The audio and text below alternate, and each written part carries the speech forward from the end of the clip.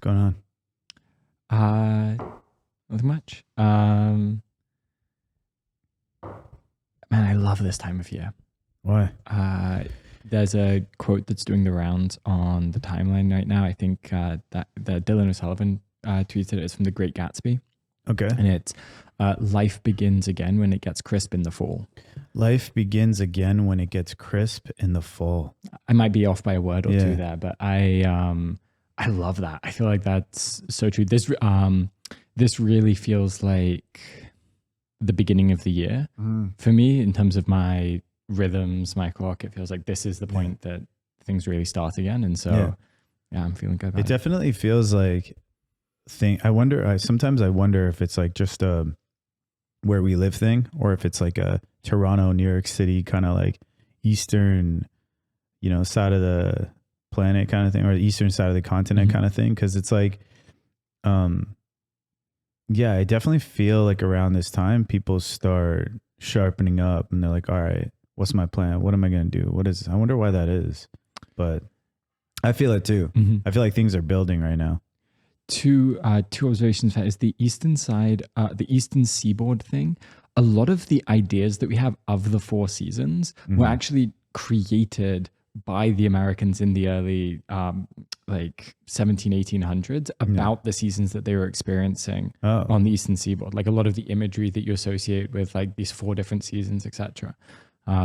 Because they do have a very pronounced quality in North America that you don't quite see in Europe. Europe's a bit milder in all the seasons. Like even though you have like four seasons, it doesn't have these very clear cut structures. It's the same, like high level, it's the same. But in North America, you have this very clear experience of winter is snow. Spring is early buds, going from death to green again. Summer is lush, hot, very sunny. Fall has the colors of the leaves that are changing. Like you have these like very clear images of what each of the seasons is like. It's not quite like that. It's certainly not quite like, it's not like that in the UK to the same degree. And I don't really think it's like that anywhere in Europe to quite the same degree. The Eastern Seaboard really has that. What's your favorite season? This is my favorite season. Yeah, fall is by far the best season in my mind. How do you feel about winter? You have to love all the seasons. You know, you don't like winter. No, I do love winter actually. What's your favorite thing to do in winter? Have you ever been snowshoeing? I've never been snowshoeing. No, but I would love to snowshoeing. I ski. I love skiing. Have you ever been on a GT snow racer? No. Have you ever gone down a hill in a sled? Yeah. You have? Yeah. What kind of sled? Was it a toboggan? I don't know what the difference is between the different kinds of sleds. Pull up like toboggan. You got to pull up some vehicles. No, images, please. Oh, I don't even know how you did that. Damn. That's not a toboggan. That's a slide. That's very surprising. Okay, so this is like a toboggan. You know what I mean? I feel like I've been in like wait. a dish like that. There's tubing. No, I've been tubing. Yeah. Oh yeah. Yeah. Down a big hill. I went tubing down a big hill, but it was actually in Pennsylvania. Oh really? Yeah. Okay, now look up GT Snow Racer. Damn, he did all. Yeah, this is what I'm talking about. Wow. This is what I'm talking about. Look, wait, go back to that other image. Look at that. It has a brake. See that? You see that thing right in the middle of it? It has a brake. Look at that. You push down on that thing right there. You see it? Yeah. And it cuts into the snow, stops you. Maybe in reality, you fly through the air, face planting into the fucking hill. But man, look at that thing. To me, this was like, it's like a Porsche. That's what that is. It's like the Porsche of. It's beautiful. Toboggan. Yeah, it's nice, man. I can't believe that wheel actually provides guidance, though. Look at that. Look at the joy.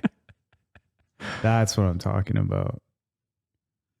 We got to get you on a GT Snow Racer, man. I'm down to go on a GT Snow Racer. Look at that. It's going to be you.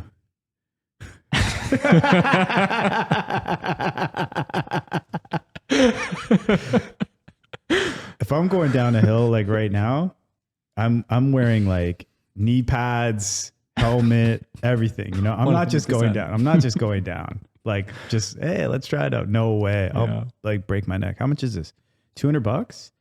That's expensive. Yeah. Man. I feel like, look at that thing though. It's all black carbon fiber probably. Is there a cheaper one? This is Canadian Tire. Is there something cheaper? 89, yeah. It's plausible it's carbon fiber. I'd rock a pink one. Why not? Save $200 or save $150. Just rock a pink one. It hits pretty hard. So what's the difference between the pink? Yeah, go to the Stiga GT. Oh, scooters, similar products. Whoa! Go down. No, did it disappear? Right there. Yamaha Viper Snow Racer. We'll get back to the point in a sec, Ben. Yeah. I mean, there is no point, but oh my God, dude. Imagine pulling up. Imagine pulling up with this. My son has one. Of the Vipers? No. Look up Minion GT Snow Racer. Every time my son like pulls this out on the hill, it's like he's up. Yeah, this shit. This is what he has. He's got this. This is what he's got. He pulls up, everyone's like, yo, it's immediately everyone on the hill is like, what? Look at that. Look at that render. Look at that render, man. It's a render. It's not even the actual thing. It's this hard ass render of it. It's got a windshield and everything. I made that thing. It's cool. Yeah. Anyways, yeah, the thing with winter is that like you got to find interesting things to do. Mm-hmm. Right. And like I feel like I don't do that. What I do is when it's winter, I just lock in. Mm-hmm. You know, I'm just kind of like, I lock in even more. Yeah. And I'm pretty much always working all the time through all the seasons. But I find like I get even more intense about it because I find in winter, everyone else gets in that mode too. And then it's like, all right. Yeah. It's like, let's have some fun, you know, let's make some stuff. Let's do things. It's cool though. Especially here, like, cause it gets colder. Yeah. And there's less distractions, I guess. And like people really lock in. A few years ago, it was probably a COVID thing. One of the things I realized with winter is that, you know, with not too many pieces of clothing, even if it's like -10, you can go for these very long walks in winter. And I feel like that can be, because it's so quiet, because there are so few people out, because, you know, it can give you like a really amazing space for just thinking, reflecting. Why'd you say there's so few clothing? Like, are you going naked? No.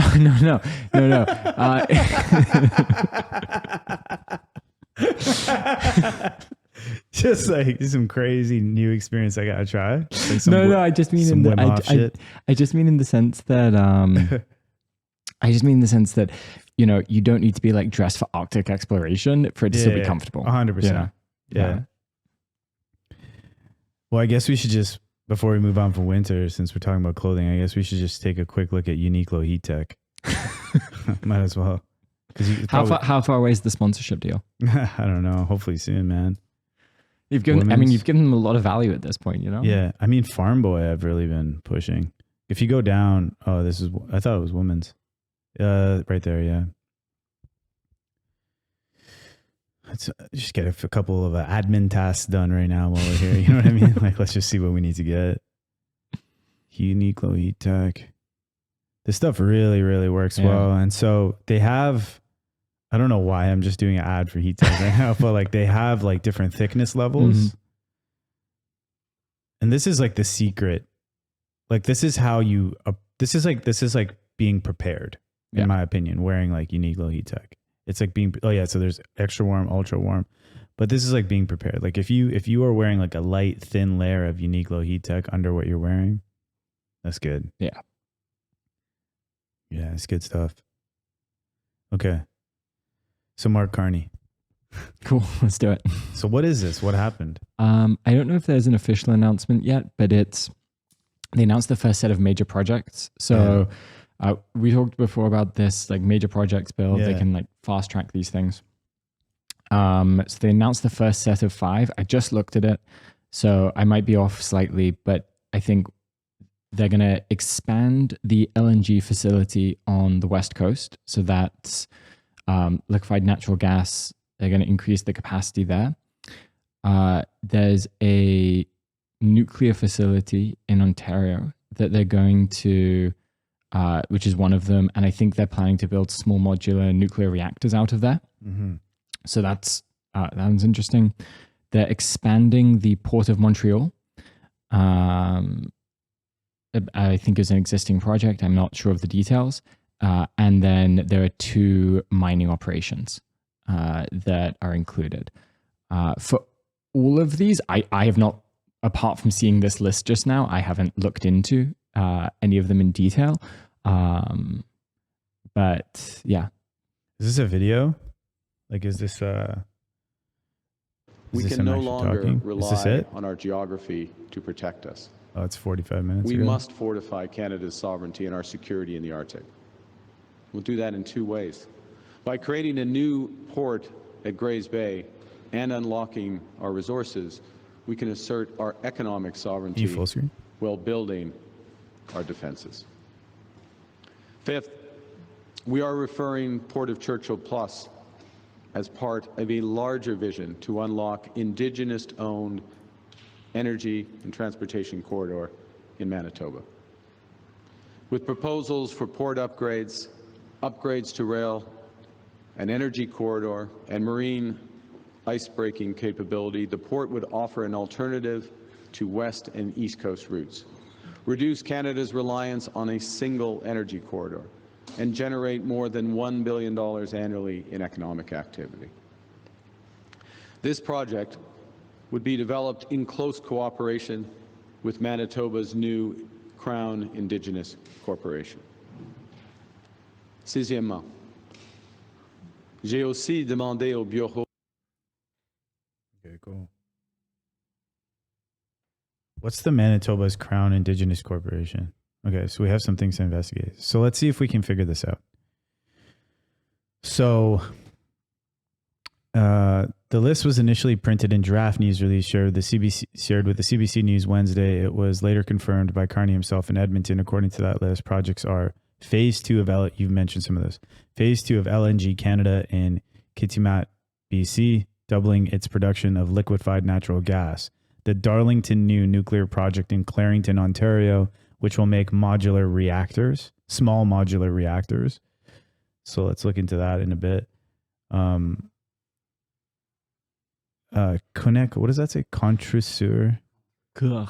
That's a French word. Yeah. Okay.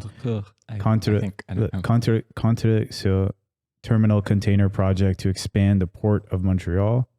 And then the McKibben Bay Foreign Cooper Mine project in Saskatchewan, the expansion of the Red Chris mine in northwestern BC. In addition, CBC News has learned Carney has also named additional projects that are at an earlier stage and require further development, but could be part of the next wave for consideration. Wind West Atlantic Energy supporting wind power in Atlantic Canada, the Alberta-based Pathways Plus Carbon Capture Project, an Arctic Economic and Security Corridor, upgrades to the Port of Churchill, all-weather road infrastructure in northern Canada, the Alto high-speed rail corridor between Toronto and Quebec City. Cool. Interesting. So I guess this. So just thinking about the initial set of 5, it's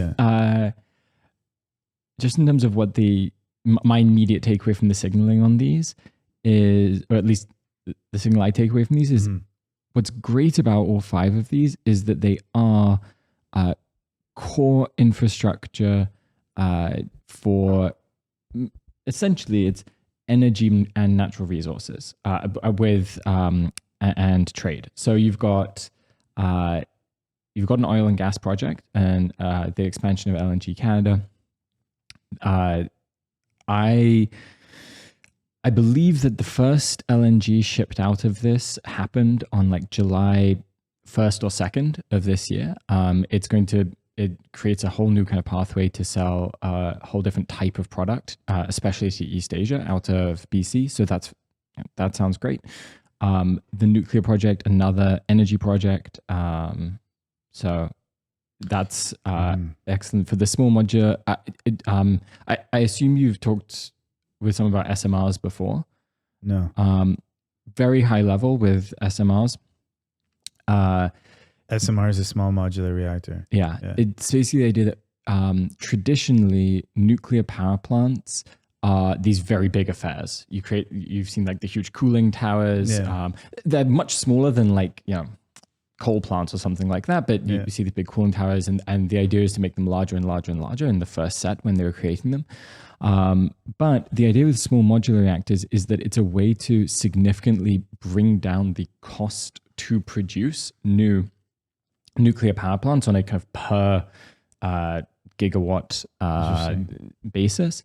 If you look at the cost curves for nuclear power, it was historically it had negative cost curves. So as we built more nuclear power, it became more expensive to build nuclear power. There's a whole set of things to do with like regulations, restrictions, being careful about nuclear power just being too dangerous. And SMR is basically saying, you have nuclear powered subs. A nuclear powered sub is just a tiny nuclear power plant in a submarine. Oh, really? Yeah, it's just a tiny nuclear power plant in a submarine. And so why couldn't we actually build power plants for our population? It's a slight oversimplification, I'm sure, but essentially it's a nuclear power plant in a submarine. Yeah, so I get what you're saying. A small self-contained system that can generate its own power. Yeah, and so why can't we build that kind of repeatable small modular reactor for cities, etc.? And the theory is that if it's small and modular, similar to solar panels or something like that, as you ramp up production, you'll be able to you'll have this cost curve where the cost to produce each additional reactor goes down. That's the kind of theory of it. And Canada is actually, like, nuclear power is one of our just most impressive capabilities as a country. Really? We were actually part of the Manhattan Project. It was the UK, Canada, and the US that did the Manhattan Project together. And so we were one of the very first countries that was right in the kind of know-how deal flow for how nuclear power would work. Ontario, still the majority of our power comes from nuclear power. Really? Yeah, it's like 70% of hydro. Ontario Hydro is actually nuclear power from. Is that a big achievement? Like, in the sense of globally? Yes. Yeah, like, it's a huge achievement. Like, can you tell me more about that? I think that there are very few countries that have similar. Like, if you were to think of Ontario as an individual country, the number of countries that have a similar percentage of their power coming from nuclear power. It's been a while since I looked this up, but it's like there's a couple of US states which are close. I think Ukraine is one of the ones that it's pretty close. And then there's maybe one or two others, but there's no, if you were to think of Ontario as like itself a developed country, there's no other big developed country. Oh, France is the big standout. France is the other one. I shouldn't have forgotten France. France is actually number one there for a bunch of reasons. But and I read something about this today because I'm doing a reading group later on trade. I think it's number two. I think the number two export from Ontario to the US is nuclear power plant bits. Nuclear power plant bits? So like nuclear. Really? Yeah. It's cars and the nuclear power plant machinery and stuff because we produce a lot of that for our own nuclear power industry and others. Wow. And there was a period in the 60s and 70s where we were exporting this stuff. In India's nuclear power plant fleet was based on something called the Candu reactor, CANDU, which was built here. And so, the Indian nuclear power plant industry was basically built on the back of Canadian technology and a bunch of other places as well. Okay, lot to dive into here. And so it's cool to see the idea that like, we should double down on the advantages we have there and actually make this successful. And then the other ones, we talked about. Is it okay if we dive deeper into this? Yeah. Okay, so like, you had a definition of small modular reactors on the thing, Robbie. Also, credit to Robbie, right? He's doing this with a broken collarbone. So respect to pulling all this up. Yeah. You had there it is. Small modular reactors are a new generation of nuclear reactors designed to be factory built in smaller modular units with an output of 300 megawatts or less. They offer advantages like greater scalability, shorter construction time, and enhanced safety through passive systems, aiming to provide a flexible, low-carbon energy source for various applications, including remote communities and industrial processes. While still in development, SMRs promise lower costs and easier deployment compared to traditional large reactors, though significant practical and economic hurdles remain for widespread commercial deployment. So that sentence on the CBC thing, it said something specific about small modular reactors, right? Can we just see that one more time? It said, the Darlington New nuclear project in Clarington, Ontario, which will make small modular reactors. Okay, very cool. So can we look up the Darlington New nuclear project in Clarington, Ontario? This sounds super, super, super interesting. And then I'd also love to see what a small modular reactor looks like. Okay, so let's see this. The Darlington New nuclear project is a proposed Ontario power generation initiative to build up to 4 small modular reactors at the existing Darlington site in Clarington, Ontario. The project, which OPG is ready to begin construction after the province's Ontario, May 2025, blah, blah, blah. Can we see that image too? Wow. Nuclear power, the aesthetics of nuclear power. I don't know the aesthetics of it. Like, what is it like? Have you, okay, the negative aesthetics of nuclear power. Have you ever seen the TV show Chernobyl? No, but I know the place. It's so like a you know the series story about that. I think it's an HBO series. Yeah. It's HBO level I heard it's really quality. good, I think actually. it's one of the best things made in the last 20 years. Really? It's stunning. It's an absolutely stunning TV show. This is the negative aesthetic. So Yeah. maybe, we can move off of that to talk about how beautiful it is. Can we see a video of how a small modular reactor works? We should talk to somebody who is like some engineer on this or something at some point. Small modular reactors are a new and promising technology that's being developed right now. They're generally reactors that are 300 megawatts of power or less, compared to a large reactor which would be 900 megawatts or larger. The idea behind a small modular reactor is that you can produce smaller units at lower upfront costs, but more of them. So you can also then produce more of them in a factory setting, and the intention is to drive down the costs and also make them available for systems that aren't necessarily as large as where nuclear has historically been built. Currently, their future is highly uncertain. As we are at the development stage, there are many countries looking at small modular reactors and their development. There are over 70 designs being pursued. The success of those designs will really influence the long-term role for small modular reactors in the global power mix. In the early 2030s, we will see the first commercial projects come online, and their delivered costs will have a major influence on the long-term role for small modular reactors. First projects are expected to be expensive because they are the first of a kind. And we are seeing that there is going to be a challenge in how technology can move down the cost curve.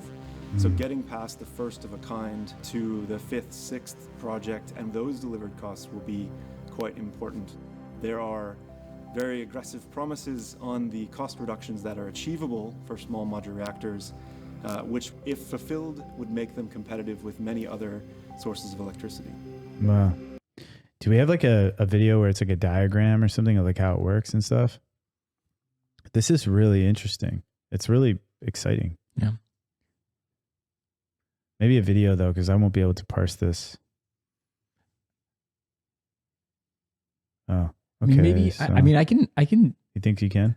I think I can describe it at like a super high level. Like Yeah, it's, sure. it's a water boiler. Oh, it is? Yeah.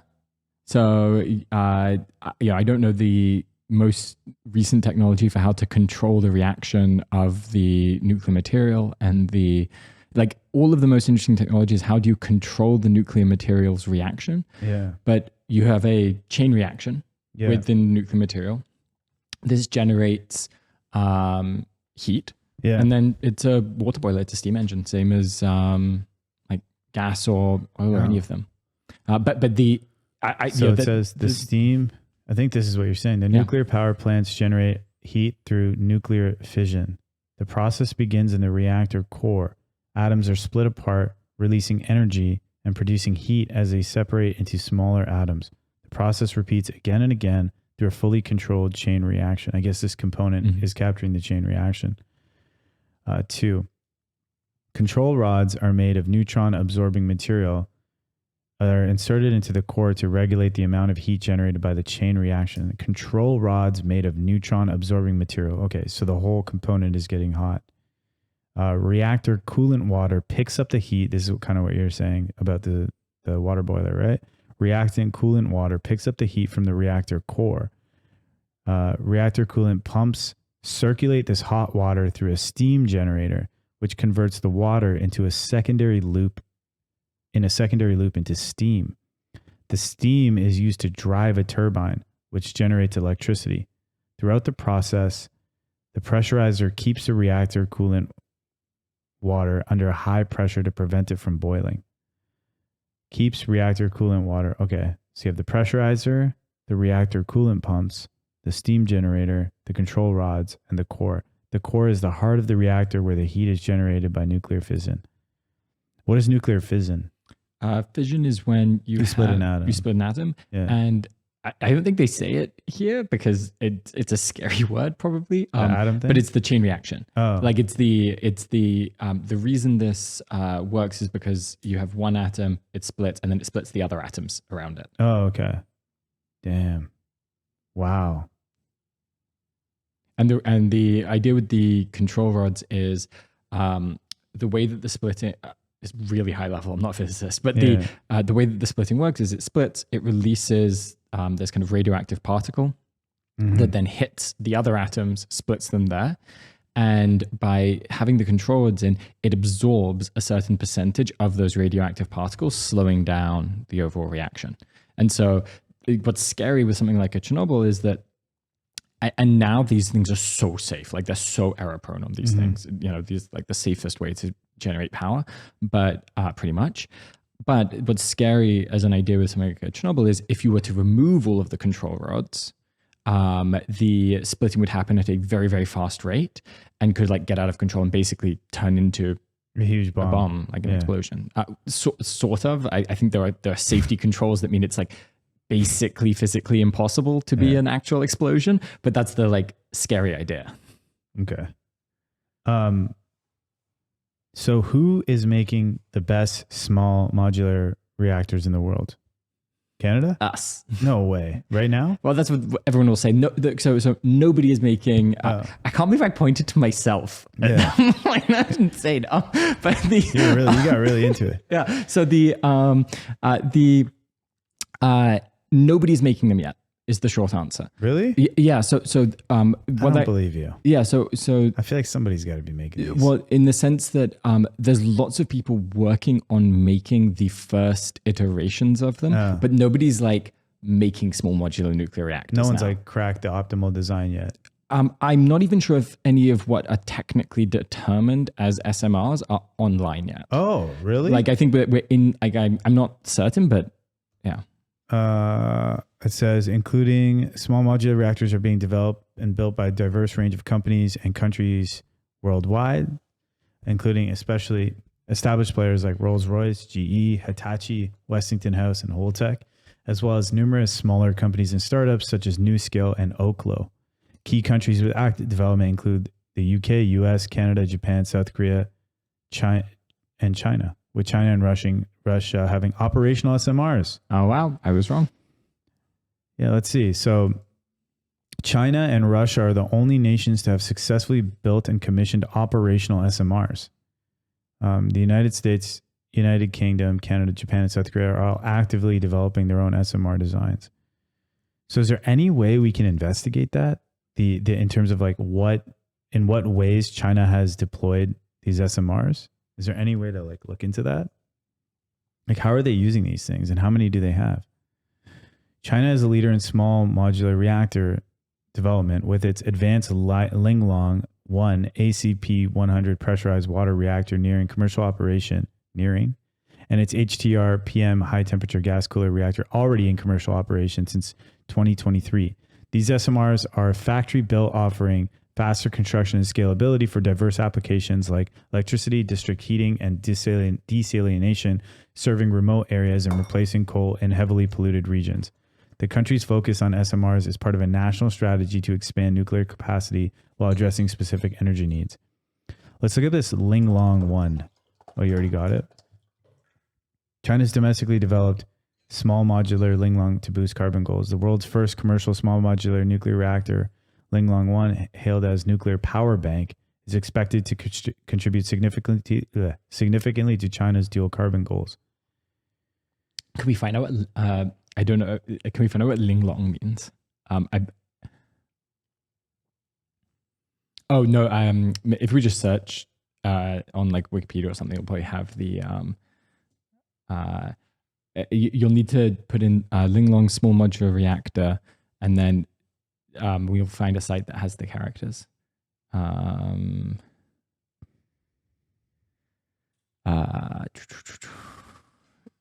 Chinese, maybe? Chinese name? What does Linglong mean? There'll be a homophone, so maybe the third link in Chinese. Yep. Damn, this is how you look stuff up? That's crazy. Respect.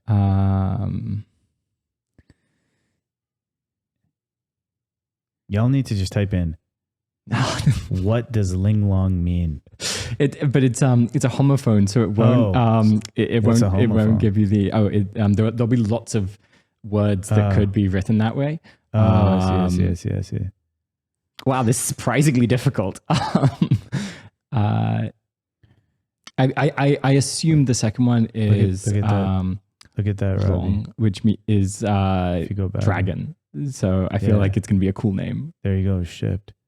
The shielded main pump of the ACP-100, also referred to as Linglong 1, is a single-speed, vertical, fully sealed pump, which must meet stringent requirements such as high safety, full sealing, and long life. The first one has now been produced by Hainan Nuclear Power and Harbin Electric Equipment.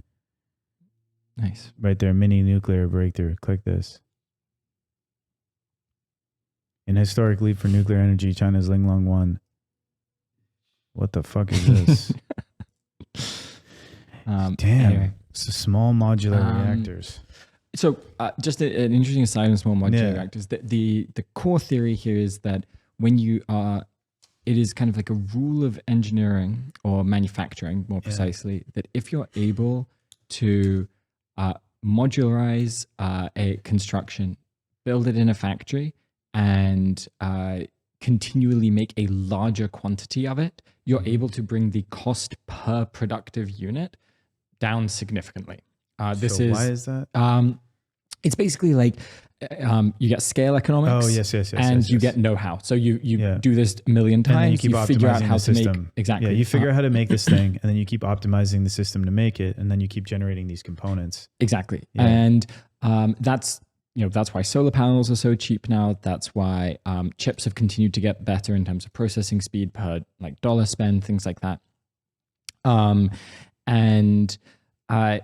The theory with this is to apply that here. But it's interesting that there have been attempts to apply that theory in other places that haven't been so successful. So small modular housing, or not small modular, but just like modular housing has been an idea for a very long time, with the idea being you could create houses in factories and then bring down the cost significantly that way.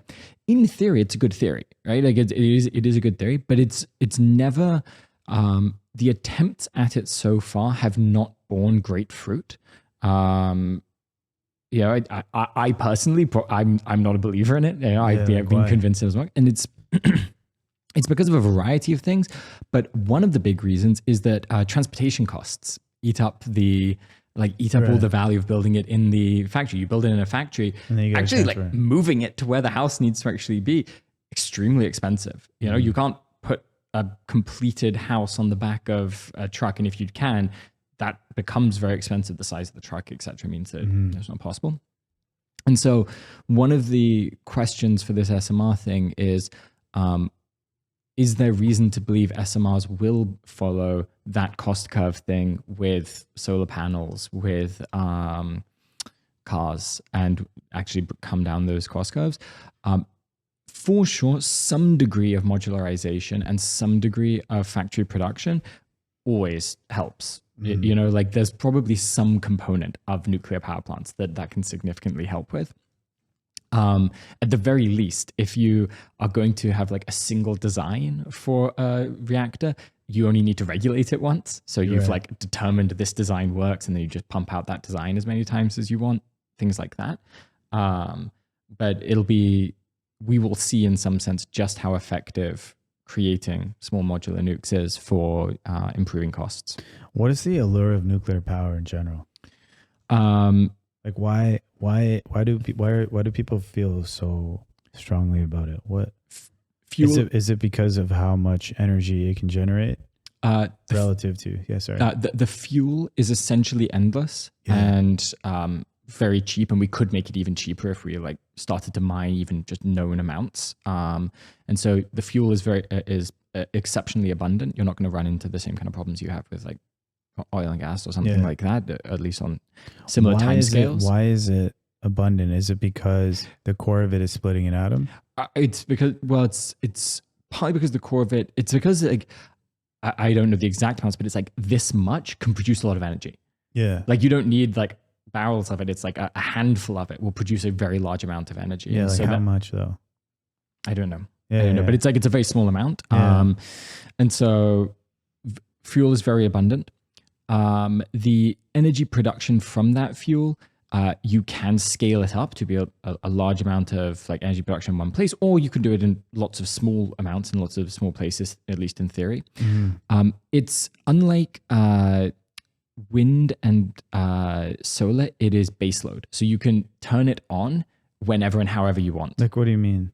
So with wind and solar, over the course of a day, as the sun, like solar, the amount of energy that is created, if this is like energy and then this is like time of the day, that's like 24. So, the amount of energy produced looks like this because when the sun is down. You have to hold that up. Oh. So what does that say? I'm just saying that the amount, if you're with solar, this is like the amount of energy produced, and this is like from midnight to midnight over the course of a day. Like as the sun comes up, you produce energy, but when the sun goes down, you aren't producing any energy. Yeah. And so and then wind is the same. It's intermittent. It's when there's wind, you generate it. The way that you solve this, and it is in some sense a relatively solved problem, but the way that you solve this is you buy a bunch of batteries. And so that as the solar energy is created, you store it in the batteries and then you leave it out. And so you could flatten this and have like this made up by like, this is like putting energy into the battery and then it's kind of released like as needed. Totally. However, that's a relatively complex system compared to nuclear energy or for this matter, oil and gas or any other kind of what's called baseload energy. It's just on. You just turn it on, you turn it, and you can scale it up and down depending on demand. Yeah. So if like suddenly it gets very hot and everybody turns on their AC, you can just turn up the energy and meet it. You don't have to have there be more sun as well or something like that. Super interesting. And then the last thing about it's exceptionally clean. So there's no byproduct, there's no carbon dioxide, there's nothing that's put out into the air as a result of nuclear power. The plants themselves are very small. And so like even with solar, maybe solar is very clean in terms of its outputs, but you have to tile a huge amount of area with solar panels in order to get the energy versus you build like a very small nuclear power plant. And so it doesn't take up space, it doesn't have outputs. There is nuclear waste. However, I think nuclear waste, this is our personal opinion, and other people who are nuclear boosters would say this, it is an overblown issue. Like you can just encase it in concrete, you can bury it. It's not, it's not a huge issue. And so those are the reasons people like really nuclear. Interesting. And then the other reason people like nuclear for people who are nuclear boosters is that the biggest thing people have against nuclear is that they feel it is unsafe. Yeah, right? I mean, because of like Chernobyl. The brand of it. Yeah. I mean, more than Chernobyl. Yeah. Chernobyl, 3 Mile Island, and also like nuclear power. Bombs. Exactly. Yeah, exactly. It's kind of creepy. Yeah. But if you look at the word nuclear, the symbol of it. Yeah. I think it has that symbol, right? It's like a 3. Doesn't it have a symbol? Yeah. Right? It's like, that's like a famous symbol for like crazy shit. Yeah. And the way that people die from look nuclear at that. That's is a symbol of like death. Yeah. So yeah. Like that's a very scary symbol. Yeah. And it's really interesting. It's one of these weird things where it should be, because it's like we've been given a magic rock that has unbelievable powers that if we do the right things with it will produce wonderful energy for us, but also has the ability to cause extreme damage. Like if you look at like the film Chernobyl does an incredible job of showing what like death from radioactivity looks like. It's about as What does it look horrific. like? It's horrific.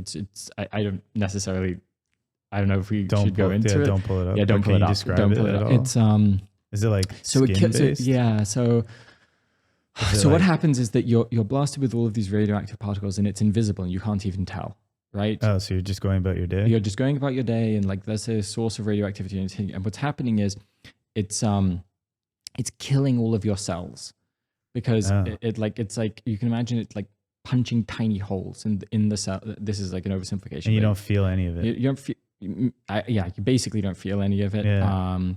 And then over the next like while, the effects become clear. And if you got a huge dose of radiation, that means things like, you know, your skin just like peels off of you, and What the like fuck? your like lungs, like you don't feel any of this happening? well, no, at first? now you feel it. Yeah, Now yeah, you yeah. feel it. You don't feel it when you're getting the dose of radioactivity, but Yeah, like the now moment you feel it, yeah. Jeez. And it's yeah, it's really disturbing. But then there's also radioactivity of, you don't get a big dose, so not the one that kills all of your cells. But if you get like a small dose, it's damaged your cells, and that leads to cancers and all of these other kind of long-term issues. And so, it is rightly recognized as very dangerous.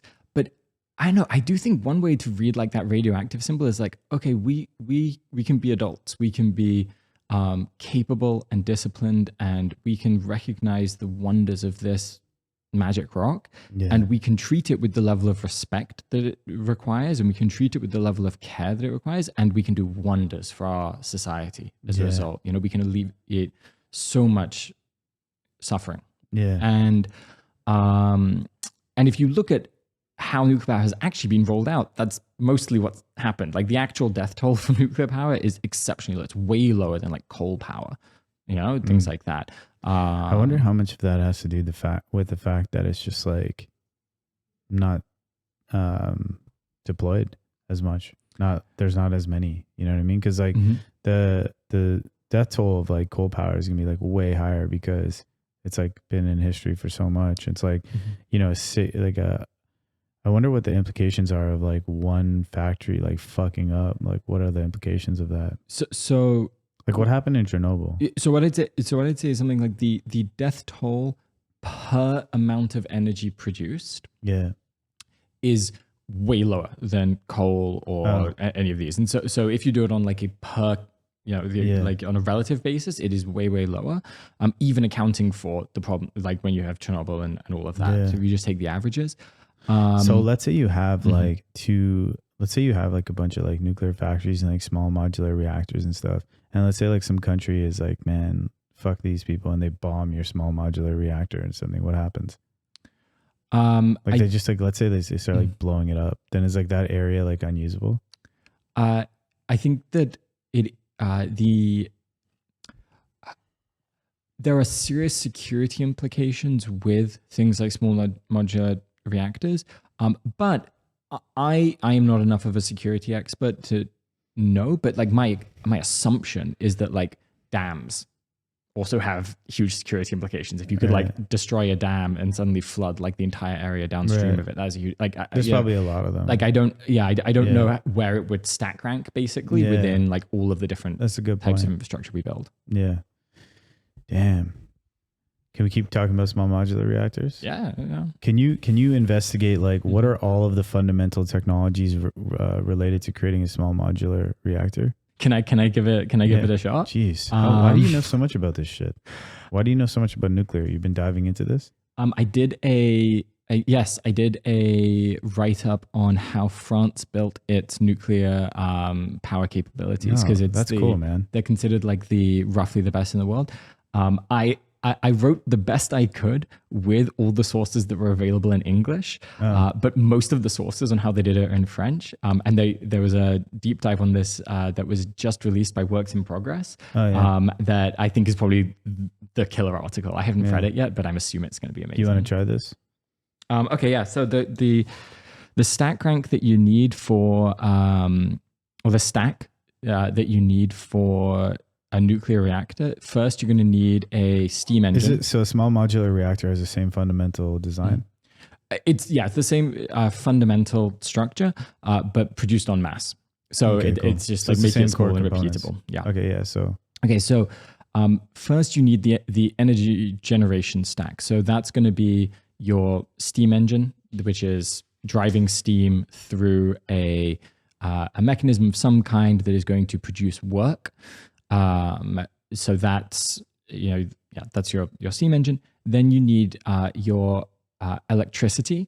So electricity is using, I'm not enough of a physicist to describe this super well, but it's using the nature of electromagnetism to turn the motion of the work done by turning steam to turn that into electricity using magnets.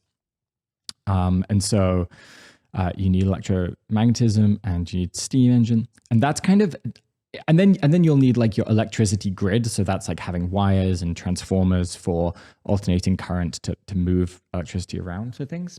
But then that's kind of the electricity part, and that's roughly the same for most traditional energy generation mechanisms. So whether that's coal, oil and gas, nuclear. I think actually geothermal is effectively that as well. And so that's kind of one part of the stack. And then the other part of the stack you need is using nuclear material to make heat. The scientific story there was basically, it was a story of figuring out atomic structures, figuring out the nature of radioactive decay. Part of the reason France has created such an effective nuclear power industry is that a lot of this work was done in France by the Curie. I believe that's how you say the name, the Curies. So that's like Marie Curie and the other, and her family, because her whole family did great work on this. So you figure out radioactivity. Then you figure out that with this particular atom of uranium, using that radioactivity, you can create this chain reaction, which generates heat. And then you need a mechanism. It's only uranium that responds that way? No, I shouldn't have said uranium. It's a family of, there's a few different. So it's a property of something, some specific element. Yeah, and I think there's like 3 or 4 that you could build, like maybe 4. Like it's this chain reaction is like the key thing. Yes.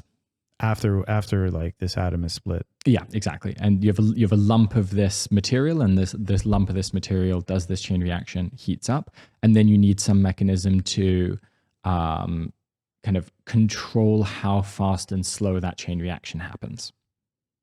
Interesting. All right, let's see. Let's jump in here. It's impressive, man.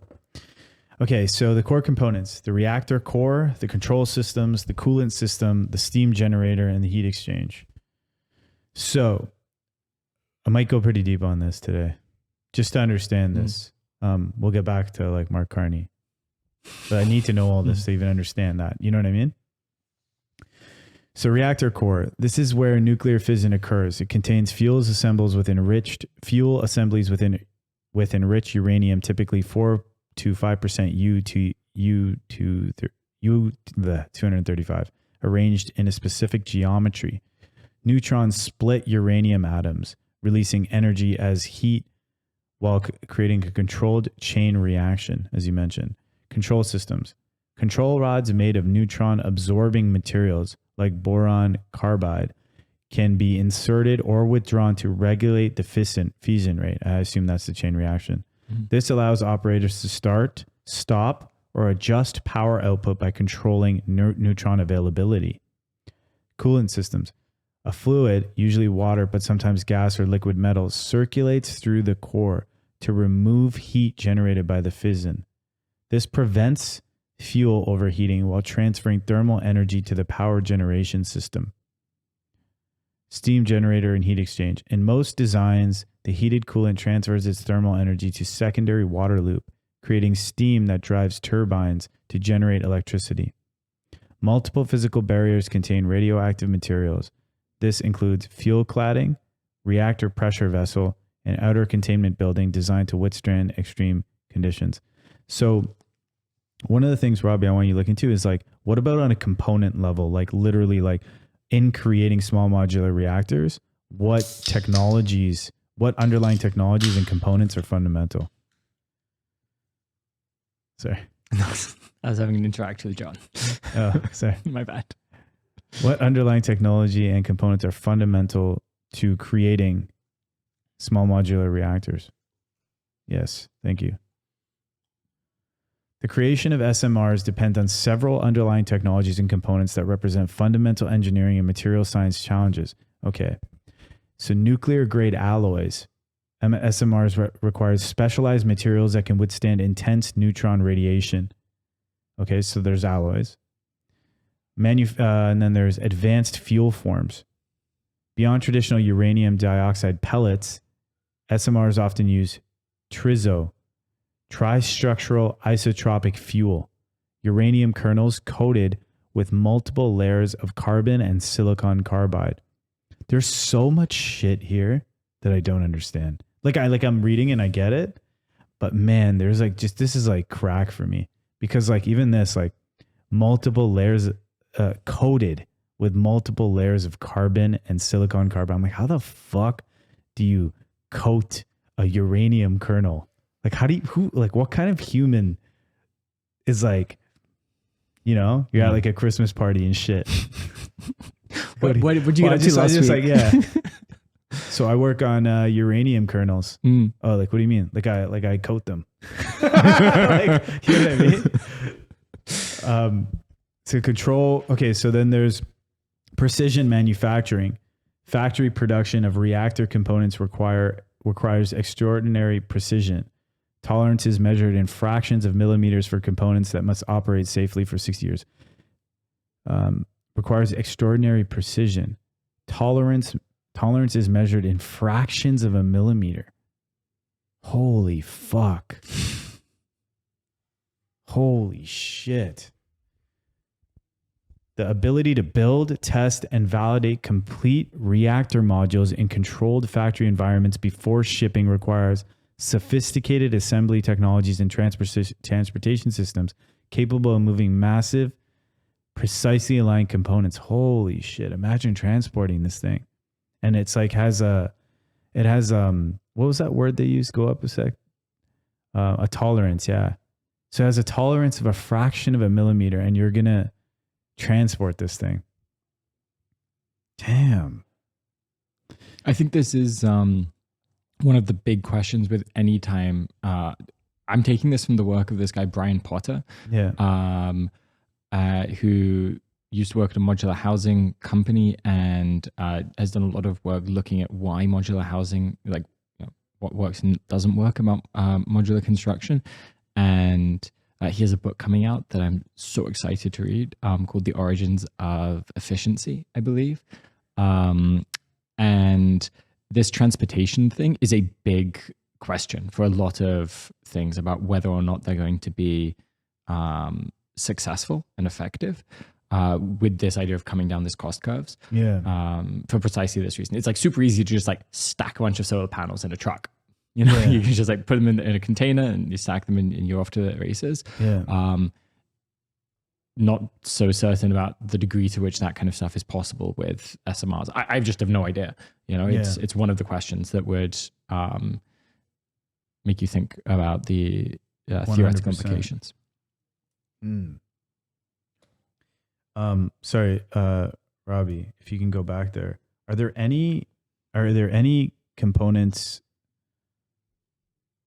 I also wanted to know, like, are there any components or materials or processes within creating an SMR that are rare and limited in quantity or something like this? You know what I mean? Like, I'm trying to understand, like, what is the, like, in terms of making these, like, what components matter? are these components or the is the skill or the material or anything concentrated in some specific area on Earth?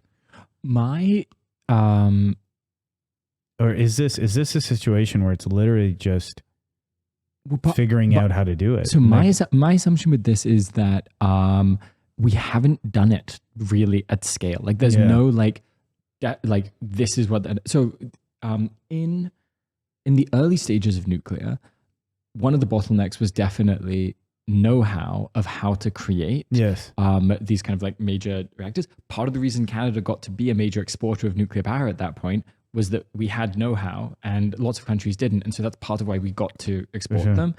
With these SMRs, I think right now, nobody has like the recognized center of excellence for know-how. Maybe Canada does, maybe this Darlington operation is in fact that. But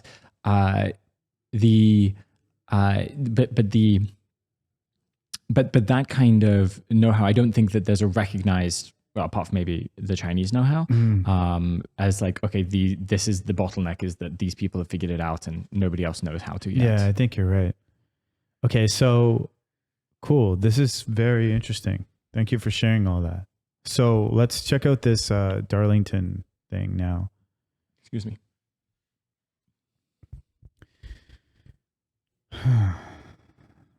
The Darlington New Nuclear Project is a proposed nuclear facility at the existing Darlington site. So they're going to make 4 new nuclear reactors. The intent of this project is to generate electricity for the Ontario grid.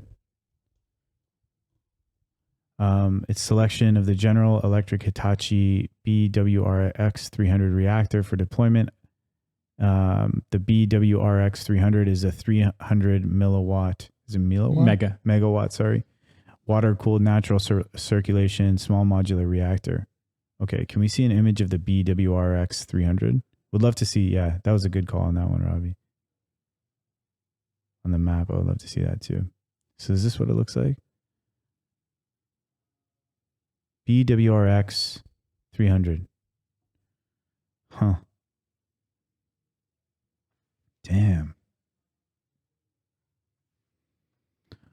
Clarington, Ontario. Oh man, that's not even that far. Damn, I don't know why I imagined some really remote place.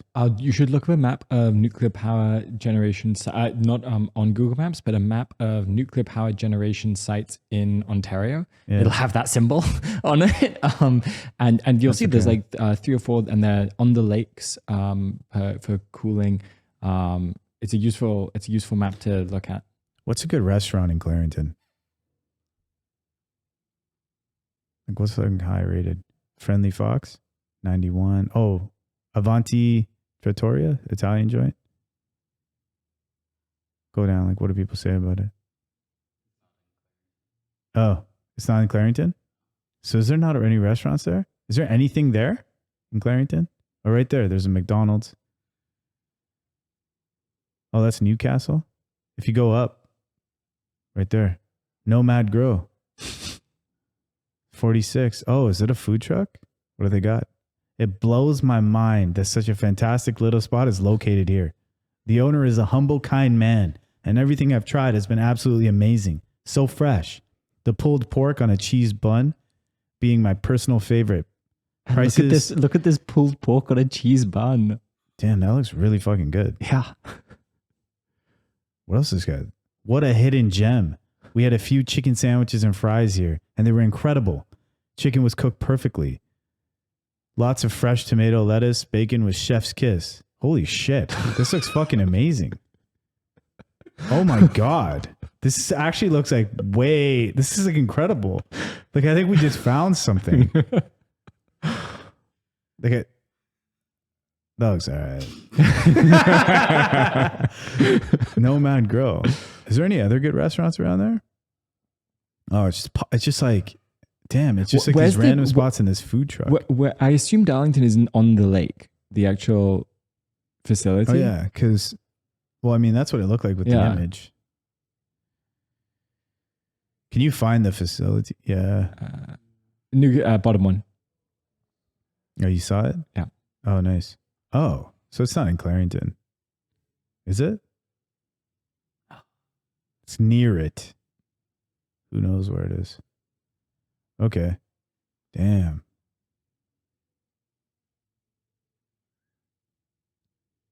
Look at that rainbow. So cool. Double rainbow. Wait. Go to that image right there. Yeah. One lower. Yeah. Wow. Holy shit.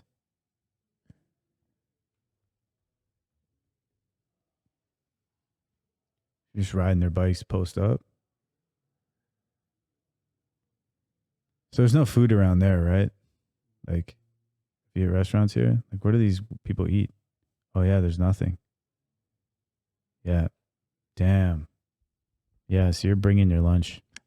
They must have a cafeteria. Oh yeah, probably something like that. But like this whole area is some kind of like energy focused area. Yeah. It seems like. That place was called Nomad Grow. Yeah, I'm gonna go there. How long of a drive is that from here? Nomad Grow in Clarington. I'm gonna give you a guess. 2 hours 15. Yeah, you're probably right. Yeah, I think you're right. New stadium. Ah, no. Wait, what? Really close. That's a bus though. No, really close. 1 hour and a half with traffic. So how do you get there? 401? Okay. Oh, we could do that. You want to go there? Yeah, I would love to go there. I think that would be a fun trip. I think it'd be amazing. Go check out this see nuclear thing and then go eat at Nomad Grow. Yeah. I think I'd do that. It's weird enough to be compelling. Okay, cool. I actually saw a story about somebody who reached out to the nuclear power plant and like asked for a tour and stuff, and you can get them. Really? Yeah.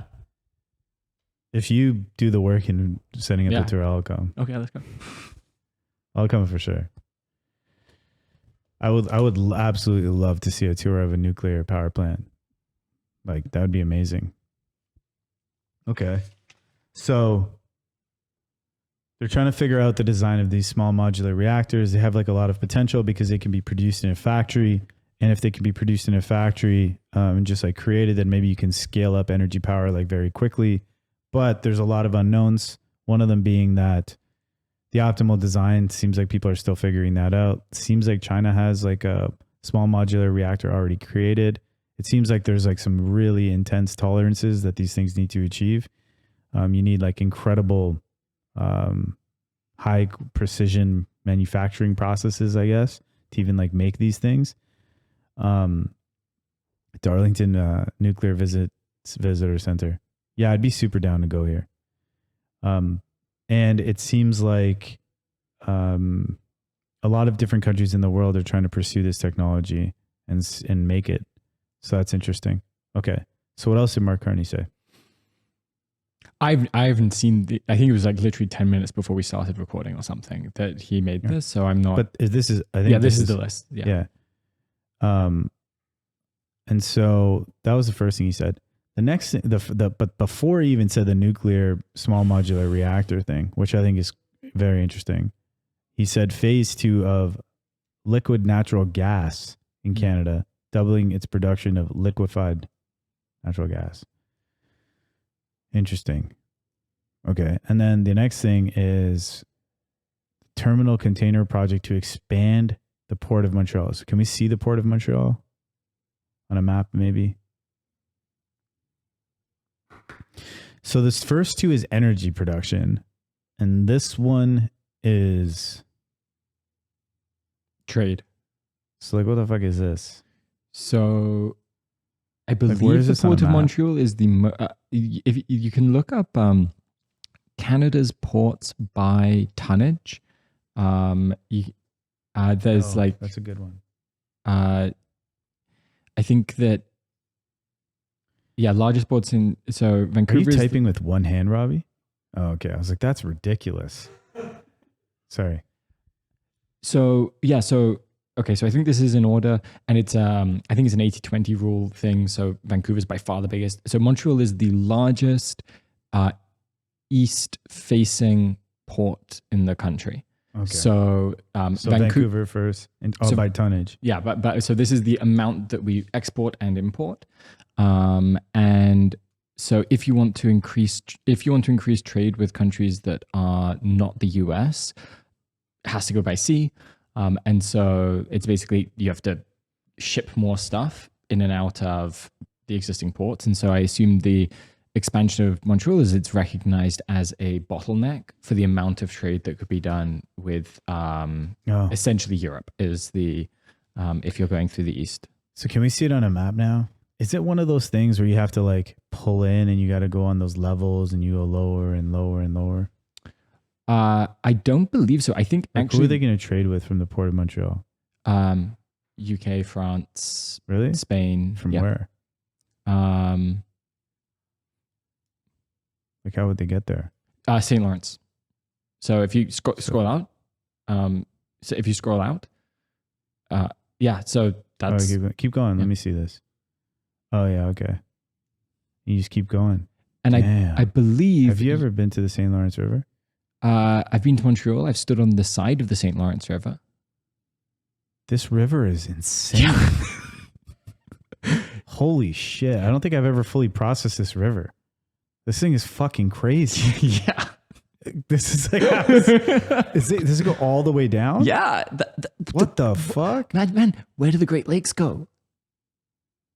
Oh my, is it all just from this one river? I don't know that precisely, but yeah, this is how the Great Lakes get to the sea.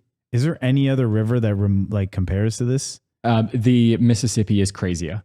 The Mississippi is way crazier. I would look up a map of the Mississippi drainage basin. Is this like a top 3 river? Saying that thing was depends what but Mississippi drainage basin. Now this is a crazy river. If you go to images, okay, no, if you're down actually, that one's a good one. That's a good one actually. Yeah, perfect. Okay, if you live in any of the areas, any of the area that is colored green here, the water under your feet eventually ends up in the Mississippi. Oh my God. Wait, isn't that all of the US? Yeah. It's basically the entirety of the non-coastal US goes into the Mississippi.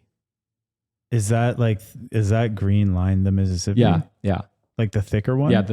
And it kind of splits up at the end because there's so much water coming out that it as it hits the ocean. This might be this is definitely like a naive take.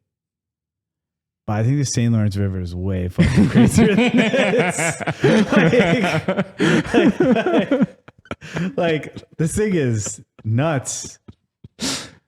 Like, just looking at it on the map, it's crazy. I know it doesn't have the sprawl and you're like seeing, but it's just like the ocean just leaking into your country. So one of the biggest, other way around. It's the drainage basin of the lakes. Oh. And it's one of the. So all these people in Montreal and stuff, they're living. There's like houses that like live in front of the St. Lawrence River. It's actually why Montreal is there. It's that if you are traveling by boat from Europe into North America, and it's actually why Montreal was the first place that there was a city. If you're traveling by boat from Europe into North America, Montreal is it's like one of the most inland places where you can have a protected port that you can get to on the river, and that's why the port is there. Can I see some images of the St. Lawrence River? Wow.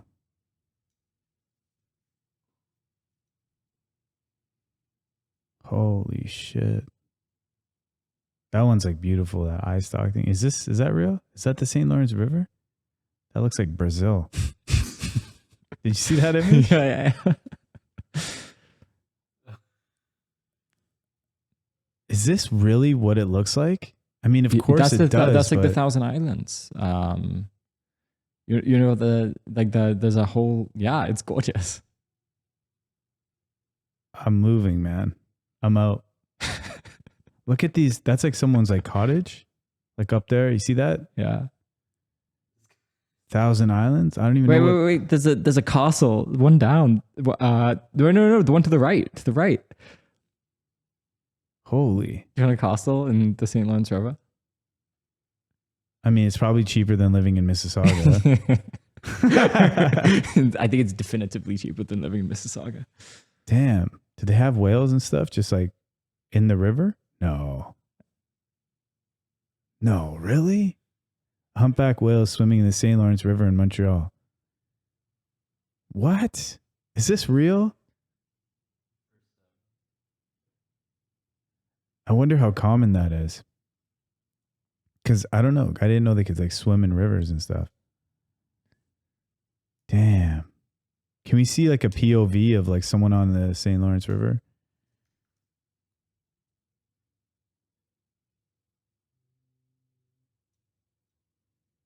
Man. So you've been here, right? I These boats, they have a Damn. probably not this place. But This is hilarious because I'm like just discovering the St. Lawrence River. Huge motor on the back, and they go ripping around. That's what you see at, you know, the Bassmaster Classic and stuff like that. Then if you go down to Florida, you're going to see a lot of center consoles, but a lot of skiffs and bay boats and flat. Speaking of, I've got to assume go out to the Pacific you've also Northwest, seen the St. you're gonna Lawrence see River. things like You've been to Kingfishers and Montreal, Hughes right? Craft, I've been, but I mean, I don't know. I don't think I don't know. I've never really like out looked in or the something. Pacific.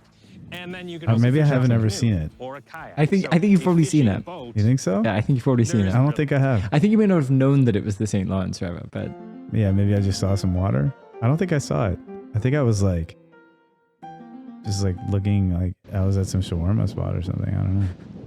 Is this it? Wow. It's probably so fun there. I wonder if anyone just gets on a boat and then just, no, I guess that doesn't make any sense. I was going to say like just drives out to the ocean, but that wouldn't make sense because the distance is like huge. Hopefully the current isn't too I much. think that makes perfect sense. No, Like- I mean, not like casually. I'm sure they do. Really? Yeah, like you know, Yeah, that's really cool yeah, if they do. yeah, I'm sure they Well, do. don't you run out of gas? It's a sailboat.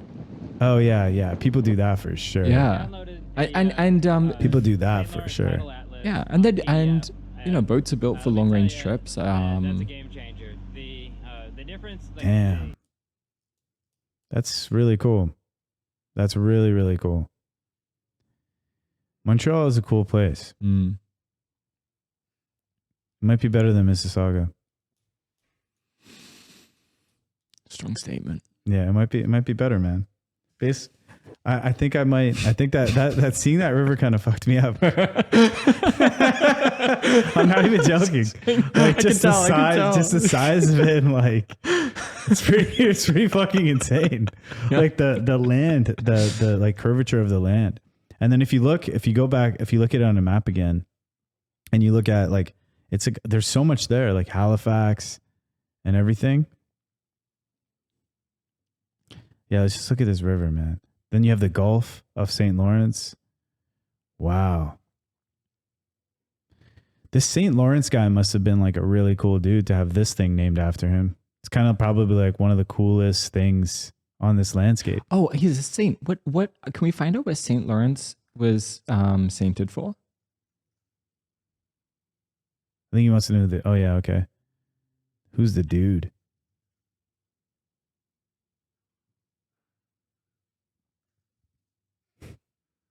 Oh, there he is. Rome, martyred. What is he the saint of? Saint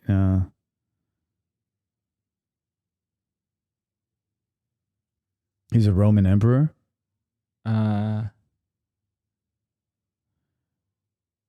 Is one of Canada's patron saints. On his second voyage, French explorer Jacques Cartier, which is, I gotta look up that guy too. Seems like a bad motherfucker. Arriving in the river how do you say that word? Estuary of the North American Great Lakes on the Feast of St. Lawrence in 1535, named it the Gulf of St. Lawrence. The river emptying into the Gulf was named St. Lawrence River. Many names in what are now Quebec and Maritime provinces are Canada are references to this important seaway. I mean, it's very impressive. Yeah. It's really, really cool. Just my own curiosity, can we check out his miracles and what he's associated with? It's just a little further up on the page. Miracles. Yeah. If you keep going up. Yeah. You want to read it? I can read it. Yeah. The life and miracles of Lawrence were collected in the Acts of St. Lawrence, but those writings have been lost. The earliest existing documentation of the miracles associated with him is in the writings of Gregory of Tours, who mentions the following. A priest named Francis, I don't know, Fr. Sanctulus was rebuilding a church of St. Lawrence, which had been attacked and burnt, and hired many workmen to accomplish the job. At one point during the construction, he found himself with nothing to feed them.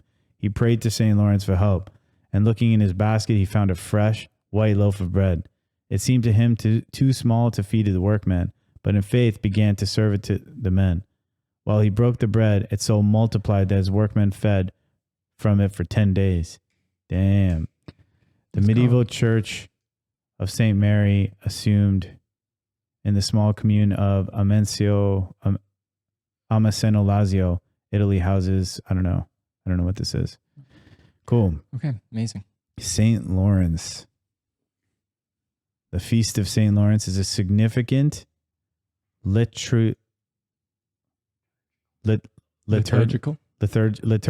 celebration in the Roman Catholic Church commemorating the martyrdom of St. Lawrence, one of the 7 deacons of Rome. Cool. My bad. That was just no, satisfying my own curiosity. Can we look at the river one more time? We gotta see him. We gotta see it on the map. Oh no, the river, man, the river. Just gotta see it one more time.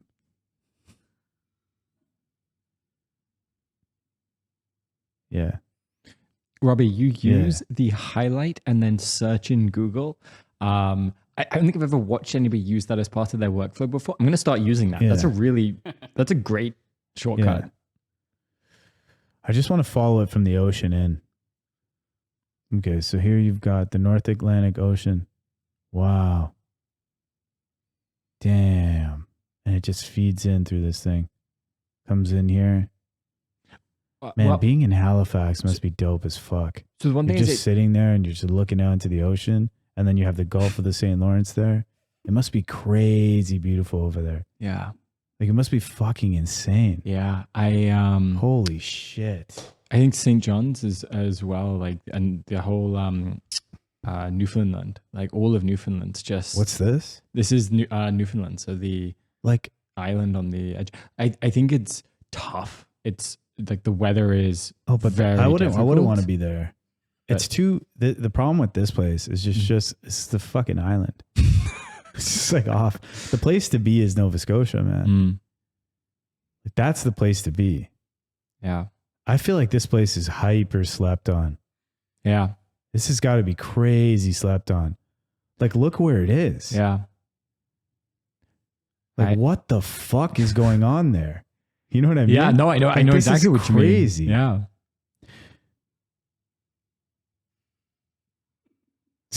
It's just like, what are the restaurants in Halifax? Like, what are some banger spots? Oh yeah, the Narrows Public House. Oh right. Let's see this. Damn. You think it's better than Nomad Grow? Let's see this. What are these people saying? Wow, this actually looks amazing. Do they have any like what's an Indian spot in Halifax? Do they have any Indian food? Yeah. Oh, there's one here.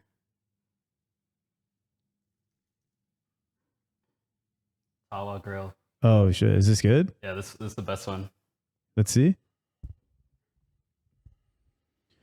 This guy's like, tried this. What do you say? Tried this restaurant today for the first time and I loved it. I had their chili gobi and noodles. Both were super tasty. The flavors were just perfect. If you're thinking of trying a new place, I definitely recommend this one. What's this? Yeah, the curry. What is this?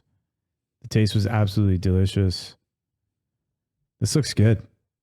This looks like legit. Damn. Whoa. Holy fuck. I feel like this place is super slept on, man.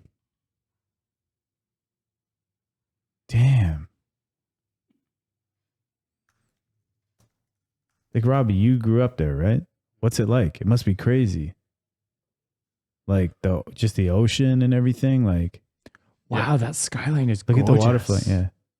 This is old too. This place is crazy. I feel like this is so slow Yeah, down. yeah, man. yeah, Like, yeah. Is it very historic? Yeah. What do you mean? Like historic districts with like old buildings, churches, like that kind of thing. I feel like Yeah, that's a good question. because they used to be the country used to be so much more defined by sea travel. I bet that there's like some really good like historical stuff. yeah. Yeah, for sure. Like a fortress right in the middle of the city. What's the weather like? Does it snow? Yeah, it snows, but it Oh, turns to slush pretty fast. Would you say it's like warmer than here on average or similar? That's similar. maybe it just kind of sucks over there.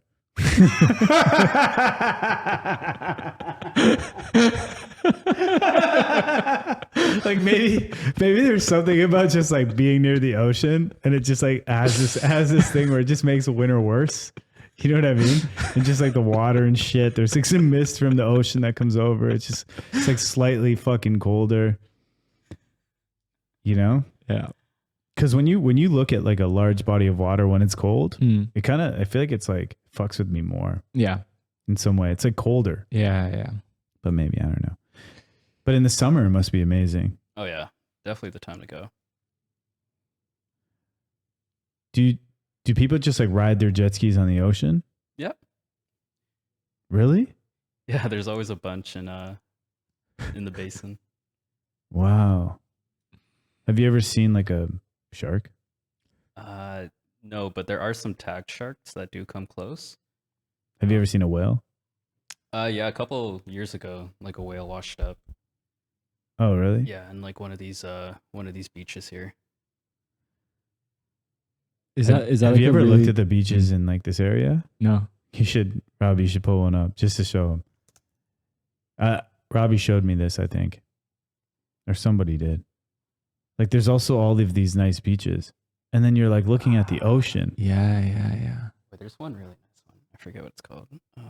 But there's so many of them, right? Mm. Yeah.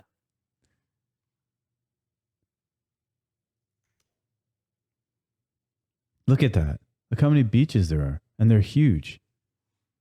One really nice one around here, I think.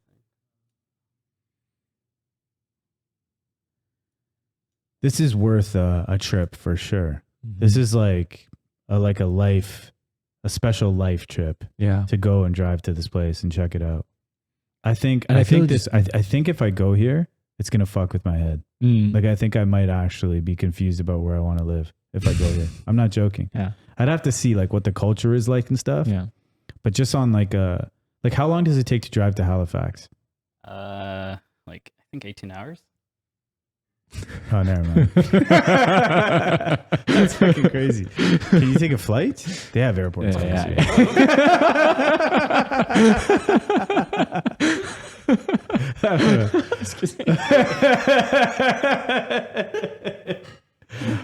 17-hour drive, 1,800 kilometers. How long is the flight? Like 2 hours, 2.5. That's all right. Yeah, the airport's here. Hmm. So would you want to do the drive or would you fly? Nah, let's fly. Really? Yeah. But I feel like when you're there, you have to drive because these roads look so interesting to drive on, like the coastal roads. Oh Yeah. yeah, for sure. Like, what is it like? I think the fact that this isn't a more discussed thing that people want to go here, I think is very odd to me. I actually was researching this Yeah. recently. Like, why would There you was- not go here? Like, why would you go to some other place instead of here? So there was a Build Canada memo on this actually. So have you ever heard of Zita Cobb and the Fogo Island Inn? What? Zita Cobb. It's like, I think I've heard of this. She's like an artist or designer or something, right? She's an entrepreneur. Her first work was actually in technology. Oh. It's actually a technology company, but she's now building this hotel called the Fogo Island Inn. Oh yeah, Fogo Island. Yeah. I've heard of this place. And Yes. it's to revitalize the economy because she's from Fogo Island. It's it's in Newfoundland, and this has already become a destination. This is and it's like very beautiful and cool, it's, right? It's one of these. It's 3 Michelin keys, which is their designation for hotels, and it's just an unbelievable thing that they've created. We should check this out, Robbie. I think you'll be interested in it if you look up photos and stuff. I think the architecture is like very interesting. Oh, you probably already know about it, right, Robbie? Not really, no. Oh, sorry, go ahead. But Zeta Corp did a memo for Build Canada on regional air. It was on a variety of regional connectivity things, but regional air in particular. And part of the reason this isn't as known a destination is it is actually just hard to get to, even with air travel. For Fogo Island. Not just Fogo Island, like Halifax? On a comparative basis, a lot of, Robbie, you were just looking up Cape Breton. Mm-hmm. So if you look up Cape Breton on a map,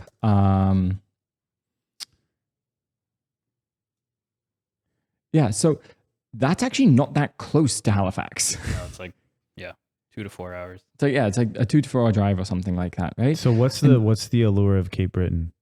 Cape Breton. It's a large island in the north. That it's like a tourist destination kind of thing? Kind of, yeah. The best part is more than Halifax? It's Why? It's like more nature, very nature-esque. And the Highlands, this national park is beautiful. Oh, this is what you pulled up, I see. And there's like a road, a highway that goes along the coast. Damn. And so it's a common route that people like drive. just to view and see. Yeah, the views are really nice. Can you drive from Halifax to Cape Breton? Yep. Done it many times. You have? Yeah. Is it cool? Yeah, it's nice. Isn't it odd that not everyone's talking about this place? So I like this the whole, isn't the, even this Halifax and all this stuff. Isn't that odd? So is that the road? I completely think it is. Sorry, if you go back a few frames. Sorry. Yeah, so that's the road. So it's just like this. You're just driving on the mountain, like around the perimeter. Isn't this odd? I want to do this so badly. Yeah, I'm doing it for sure. Oh, in the fall, it's beautiful. Like imagine all of this. The fall? Yeah. Like right now? It's starting to right now, yeah. I might do it this year. Let's go. Let's see. So this do you may actually not be, have a reason why this is this place? may not be like the answer, but this would be part of an answer. Yeah. So if you go back to that map, man, that looks so nice. So you see Sydney, and North Sydney. It's like a pretty. It's got like an office block, you know, like there's like a proper like city here. If you scroll all the way out so you can see the East Coast, while still keeping Sydney highlighted, maybe a bit more, like I want maybe to New York. Okay, in terms of physical distance from New York, yeah, it's far, but it's not that far.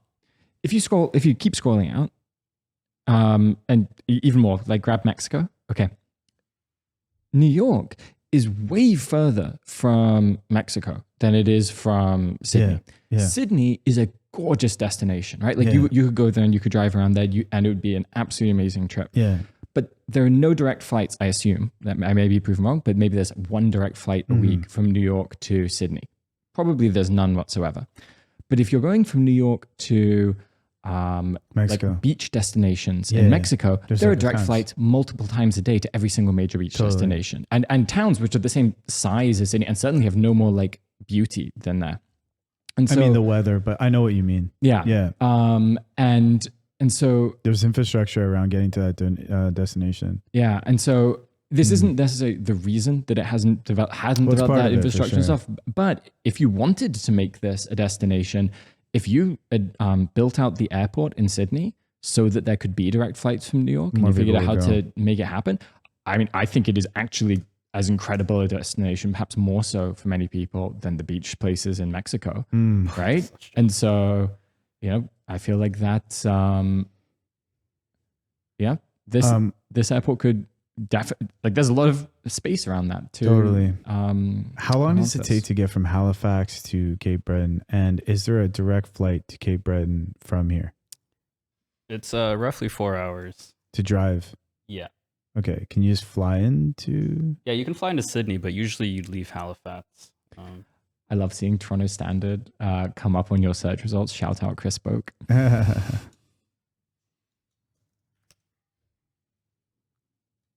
Wow. So what is this? So this is from Halifax. So you don't fly into Cape Breton? No, Sydney is the capital of Cape Breton. Okay, so can I fly in from Toronto to Sydney? Let's see. You can. Wow. Whoa, what? That was cheaper than from Halifax to Sydney. Holy shit.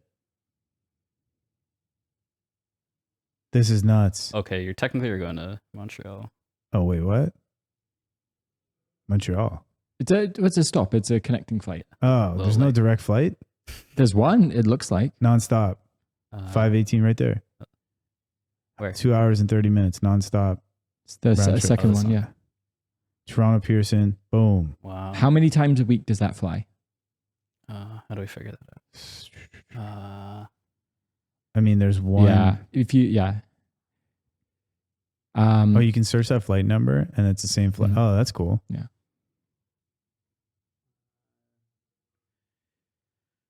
Nope. Oh, that's not. Yeah. But Anyways, it's probably not a lot. Yeah. Let's just assume. Yeah. But I think The fact that you can get a round, is that 538 round trip? Yep. Holy shit, I'm doing this. With in-seat USB? that's That's the fucking crazy. Yeah, that's what took you over the line for sure. Huh.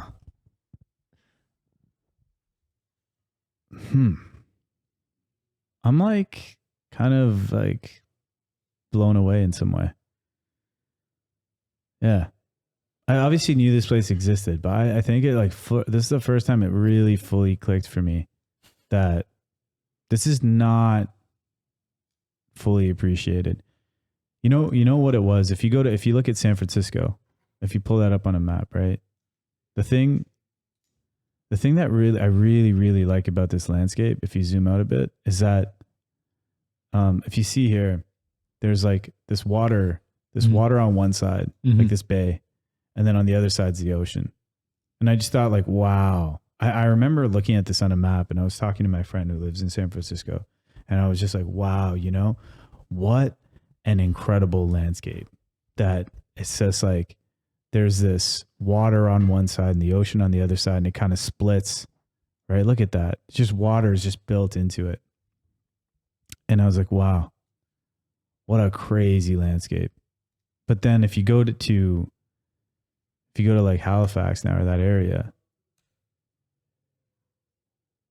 like keep zooming out, keep going. Like this is fucking crazy. Keep going. Like this whole thing, like up here, yeah, like the Gulf of the St. Lawrence, this whole area, New Brunswick, up there too, even at the Prince Edward Islands. Like this is nuts. And it's the same on the West Coast as well. Yeah. It's not as, I don't know why. There's something about this that's not as interesting to me. Like the weather aside, like I know the weather, like it's super dope, like in like on the West Coast of California, but there's something about just this layout here. I don't think I ever fully like process this. Like you could be on Prince Edward Island or something, and then you're on a boat. Like if you've ever been on a boat, like on a big lake, and you see like a landmass, like if you go to Muskoka or something, there's like a lot of rivers there. You see these different land masses and the landmass looks huge, right? But they're not huge relative to something like, Newfoundland, right? So I can't even imagine what that's like to like get on a boat and you're in the Gulf of the St. Lawrence and then you're approaching Newfoundland. What the fuck is this? There's a bunch of horses on this island. Horses? Yeah. There's a bunch of horses. That's an island? It looks like what? Is a small feral horse? The Sable Island horse is a small feral horse found on Sable Island off the coast of Nova Scotia, Canada. It's usually dark in color. So it's like its own species of horse. Yeah. The first horses were released on the island in the late 1700s and soon became feral. Additional horses were later transported to improve the herd's breeding stock. They were rounded up for private use and sale for slaughter, which by the 1950s had placed them in danger of extinction. During the 2018 study, the estimate population was 500 horses, up from the roughly 300 recorded in the 1970s. Sable Island is an island in the North Atlantic Ocean about 300 kilometers southeast of Halifax, Canada, and about 175 kilometers southeast of the closest point of mainland Nova Scotia. The island is staffed year-round by employees of Canada's National Parks Agency, Parks Canada. The number of people on Sable Island fluctuates throughout the year, rising during the summer months when the island is frequented by researchers and an increased staff complement. Do they have any restaurants there? No fucking way. It says... Nah. It says... Look at what kind of island is that, though? What the fuck is that thing? It looks like a toenail. Like what is that? Is it that, like, what is this thing? It's kind of odd, no? It's an odd looking island, isn't it? No, it is. It's kind of weird, right? I thought it was like I thought it was an animal or something on the map. I wonder what forms it. Look at that thing, man. Yeah. It's just this weird ass island. Have you been there, Robbie? No. Have any of your friends been there? There were some. I think my sister's class took a field trip there once. How long does it take to get there? I don't know, actually. You just take.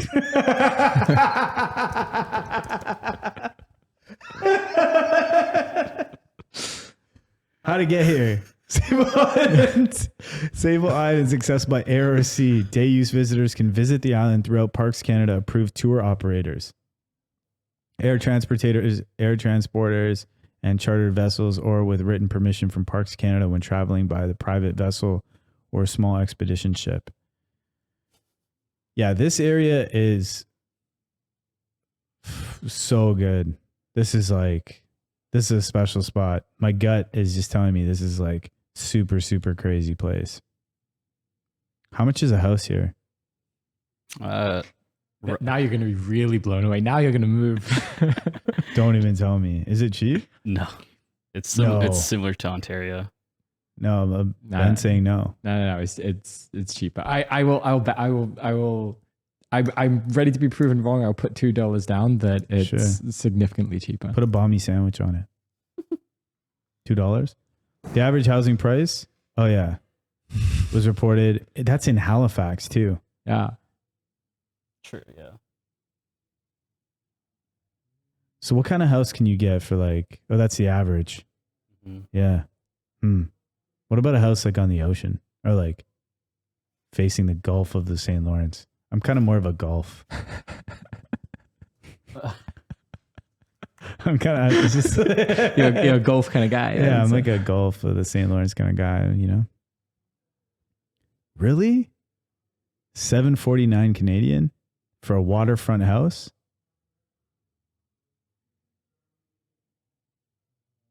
$400K now. Wait, check out the 829 one on Malagash. Yeah. You're one of those guys. You sort by highest price, don't you? Well, I mean, you want to see what? That's pretty nice. Huh. Are there any houses like that are like in a nice, what's a nice area in Halifax? Like with dope restaurants and shit? Because I'm not going to be like out there.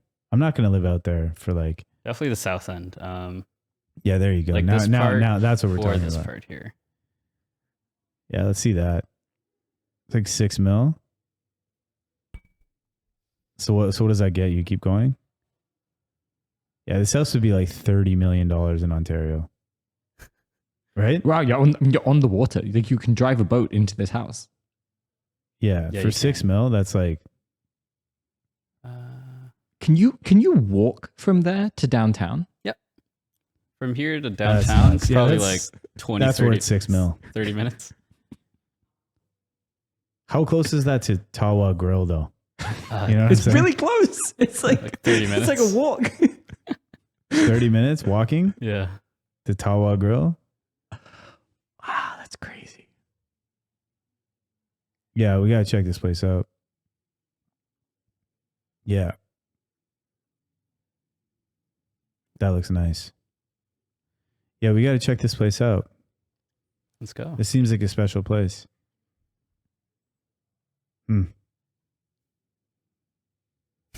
Do they have any Vietnamese food?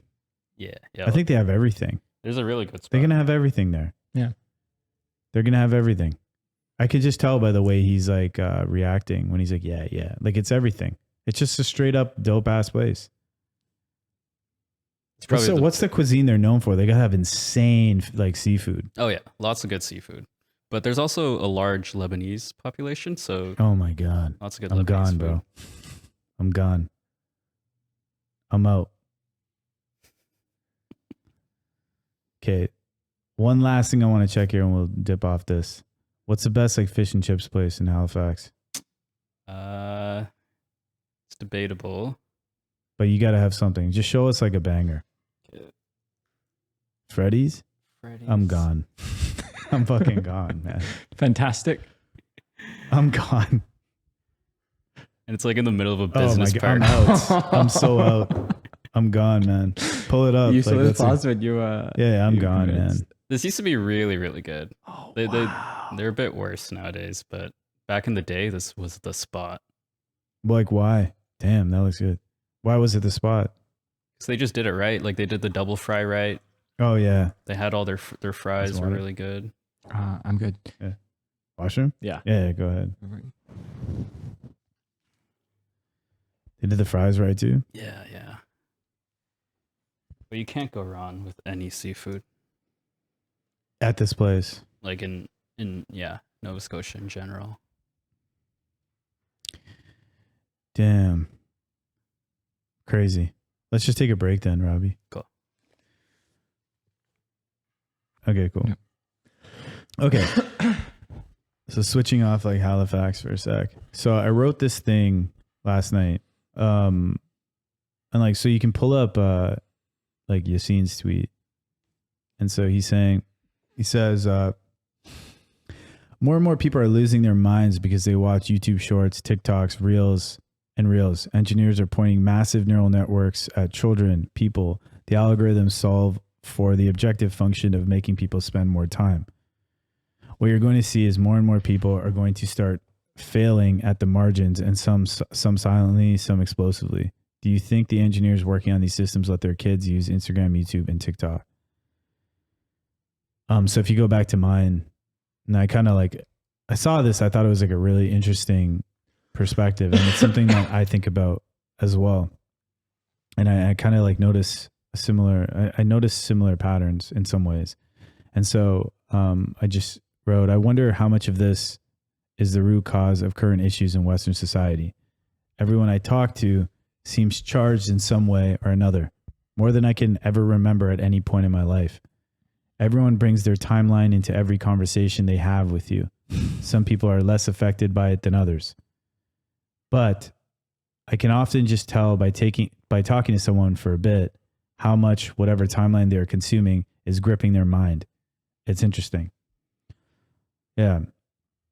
Do you find the same kind of thing here? Or you Yeah. mentioned that you were thinking about it as well? Yeah, definitely. You expanded on this. So what is this? It's a chart from the FT. It's a day Yeah. or two ago.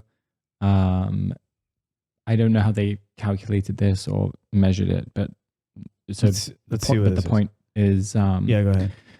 you have different mediums. So let's call that radio, newspapers, TV, social media.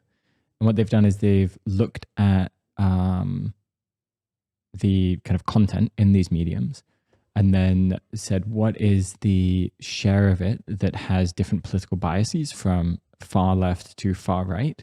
And what the chart is saying, I have no idea if like the chart, they've quantified something that isn't necessarily smart to quantify, but the point stands in some sense that different mediums have different degrees of skew when it comes to the kind of messages that are promulgated on those mediums.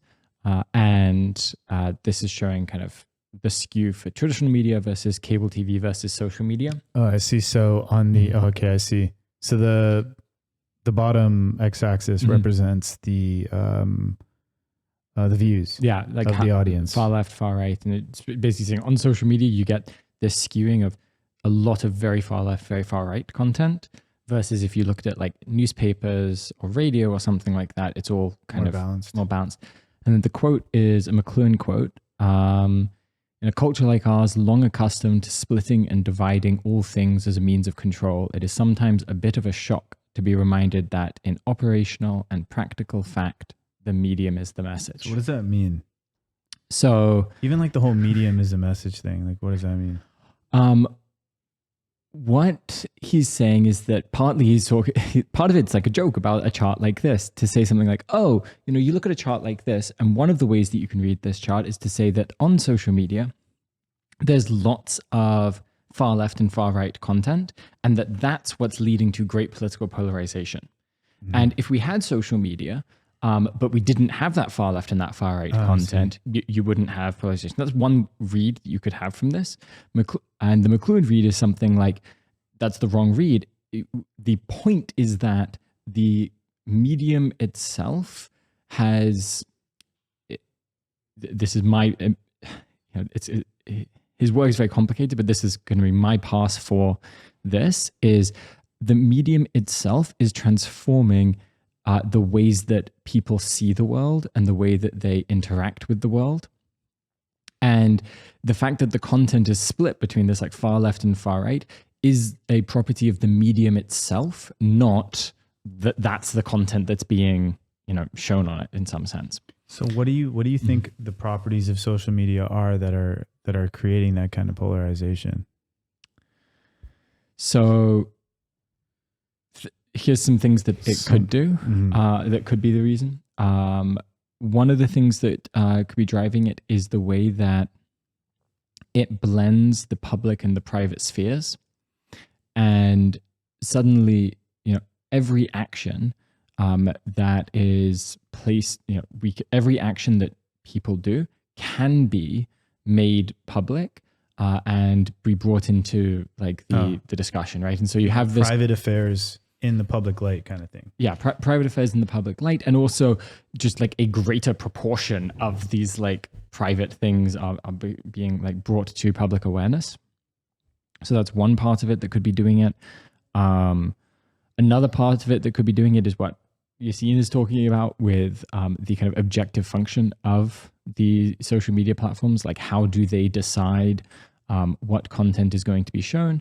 Well, at some level of analysis, for the platforms to exist, at some level of analysis, it has to be that they are trying to show you things that will cause you to interact with their platform more. There's kind of like no way around that conundrum in some sense. And so that there's this kind of objective function that'll like drive particular kinds of content to the fore. That could be part of it. And another thing that could be part of it is the way that it is very, and this is a McLuhanism thing. It's very, it's a very fragmentary medium. So, I'll see like a clip of a video, or I'll see like a tweet, or I'll see some kind of like snippet of something. And we've talked about this before. Yeah. Every person who reads that tweet will have a different interpretation. And they become very involved with the content. Yeah, it's not about thinking. It's about reacting.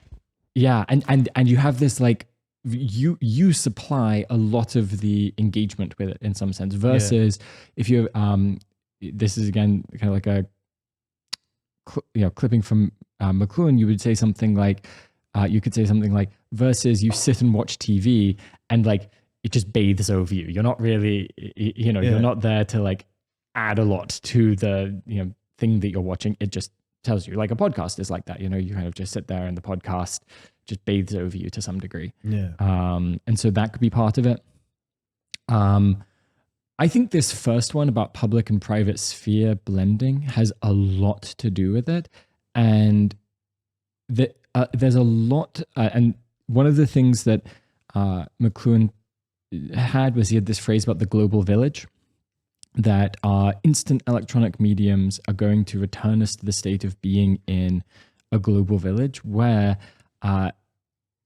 we have this feeling of tribalness, this sense that, you know, our village is very, it's like very well connected versus the other places that aren't very well connected to it.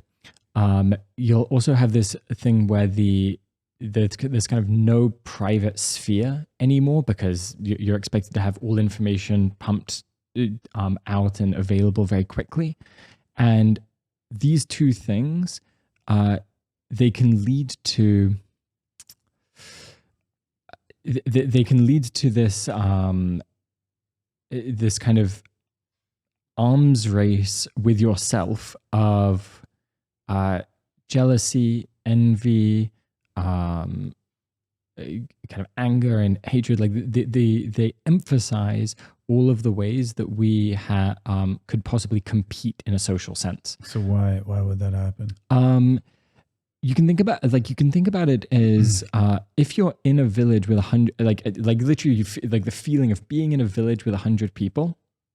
Everybody knows everybody else's business. Yeah. Where you are in the social hierarchy, everybody knows. That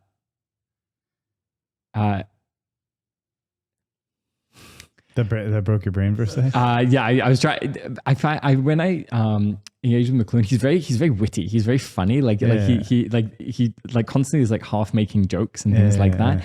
And it's like almost impossible to understand what he means. Yeah. Partly because he's purposefully trying to have multiple meanings that are layered together, and I think so. Yeah. He was an English professor. Oh. And so he's very interested in like the way that language works to convey meaning and the way these things work together. And so my take on this is just from me. This is a McLuhan thing. I don't really understand McLuhan well enough to say exactly what he's saying, but from my understand, for me, I see this hyperconnectivity. The way I watch it happen in myself is I see a tweet or I see an Instagram reel, and I see this fragmentary picture of someone who is happy or successful or has something. And I feel very close to that person. I feel like I'm part of the same kind of connected network as that person. And I can feel these emotions of, oh, why don't I have that thing? Or I believe that thing as well because I'm part of this tribe. Or I have this sense of being very close to that person, very affected by it, part of this village. It feels like I'm a village of 100 people where, you know, we've blended private and public. And I think that lack of distance is very disorienting. And it's very disorienting for being able to think, you know, carefully and critically and take a step back and so forth to engage with these things. And so that's my sense of it. I do think that these mediums are having a very serious impact on our culture. Though my sense is that as they have a serious impact on our culture, part of that is because we haven't fully digested them yet. You know, we have jumped from having no use of social media to having 4 hours a day use of social media, and we don't have any sense yet of what that does to us, of the ways that can impact our thinking, impact our perception, impact the way that we interact with the world. And so it's kind of like we don't have any internal defense mechanisms for it yet. In Don Quixote is considered one of the first novels, and the opening to I've never Don heard of Quixote, that one. it's tilting at windmills. Have you heard this Mm-hmm. phrase? It's an early novel. It's a Spanish novel, and it's from the time that reading is becoming much more widespread. And so you're having this kind of transformation of how people engage with the world because they're suddenly inundated with reading all the time. And the first part of Don Quixote is a kind of a long aside on this person who read too much and ended up living in a fantasy world.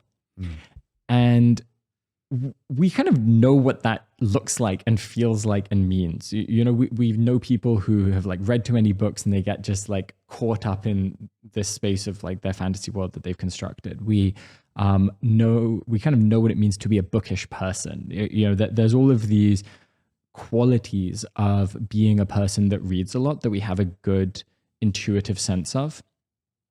And I think part of the problem with social media right now is that we haven't built up that shared intuitive sense of what's the kind of person who consumes too much social media or doesn't have the internal psychological protection against social media or whatever it is. And so I think that's a little part of why it feels particularly frayed right now, is my sense. But yeah, that was a wide grouping of thoughts. I don't have anything. No, I think quite that's a coherent really on good this. take, actually. I think that's like a really good perspective.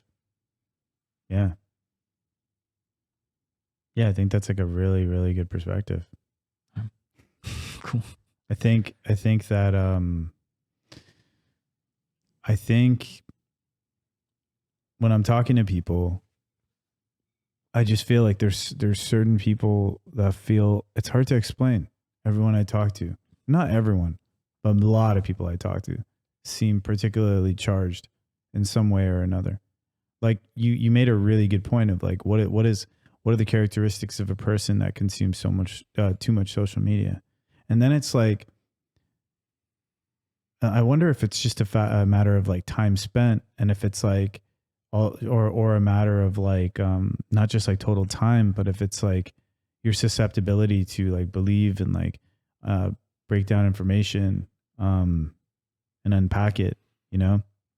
I don't know either if this is a new problem in some way. I think it's maybe a problem that is definitely at scale. So there was this book I read by this American philosopher named Mortimer J. Adler, and it's called How to Read a Book.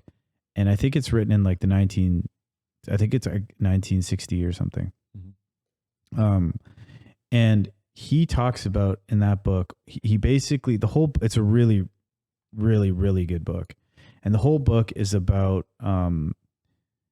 understanding how to use a book to deeply comprehend someone else's perspective, right? The idea that a book is the architecture, is a piece of architecture for how someone thinks about a particular thing, and that it's broken into a structure. It has an introduction, it has a conclusion, it has chapters, and there's like modes of reading. You can pull this up, Robbie. It's like really, really good. But there's like different modes of reading that he breaks down. One of them is like syntopical reading. So yeah, the dimensions of reading. And so he breaks down that there's different kinds of reading, right? Right here. The first stage is analytical reading. It's concerned with understanding the structure and the purpose of the books. It begins with determining the basic topic and type of the book being read. And then there's like an interpretive stage. It's the second stage of analytical reading, involves constructing the author's arguments. So it's like stringing the author's arguments together. Do you wonder if the author is trying to make a particular point about some kind of subject? Do you understand the things that this individual has strung together, the building blocks that they've strung together in order to make that point? And then the third stage is an analytical reading. Adler directs the reader to critique the book. So now when you know that, okay, an author has this point and this is this is the structure that they've built to make the point, do you agree with that structure? Do you agree with each point? Or are any of the building blocks weaker than the other ones? But then there's, if you go down, there's something called syntopical reading as well.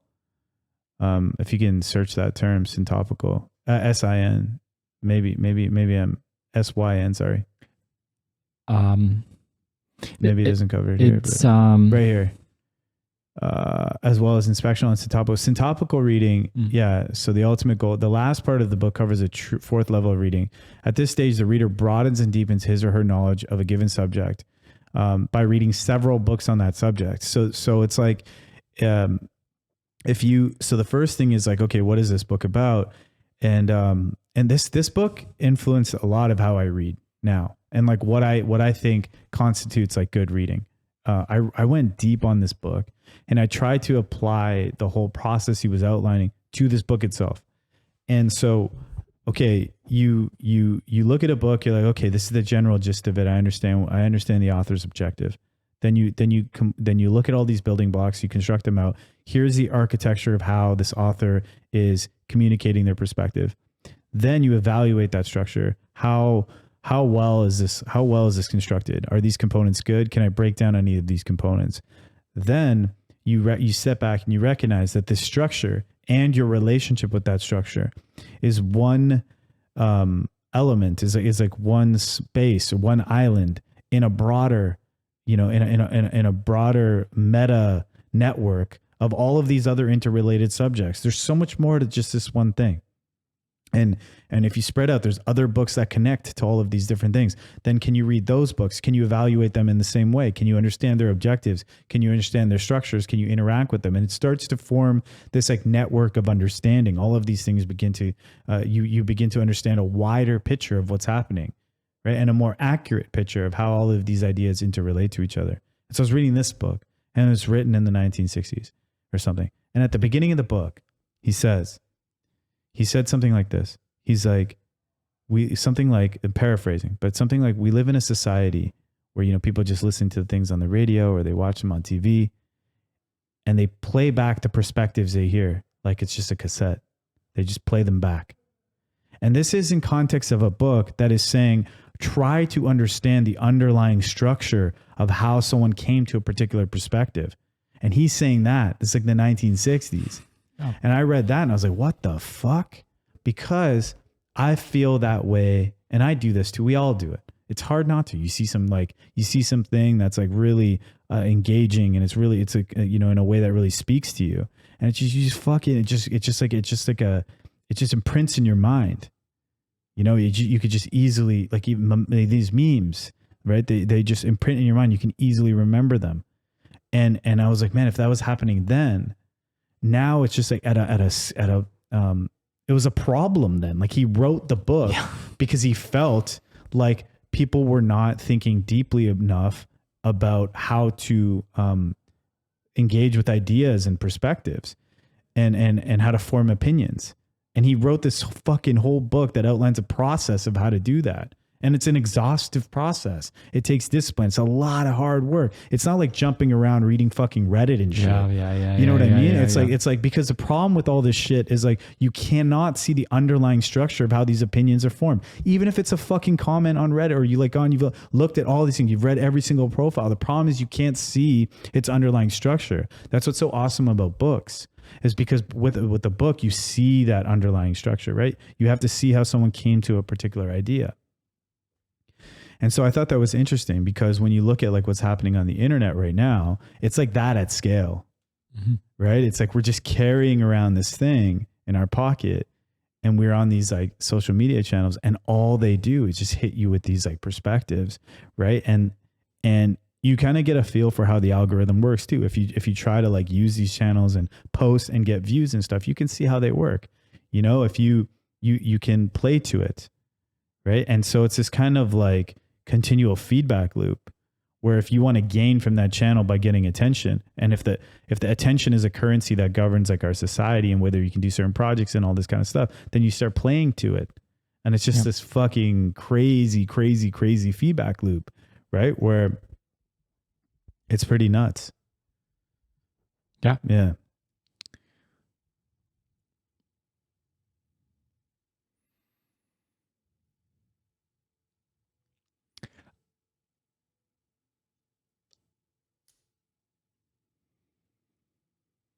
What do you think you could do as an individual to try and navigate that?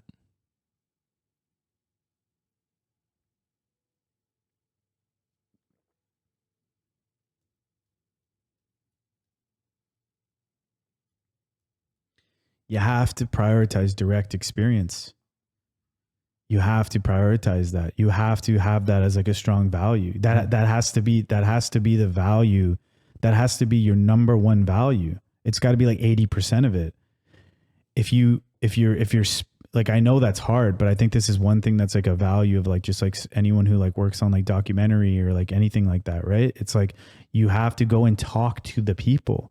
You can't just like watch a fucking clip on the internet and then assume that you're some expert on it. Even if you've read shit, it doesn't matter. You have to talk to the person, right? Talk to the people, go to the source and see what is happening there.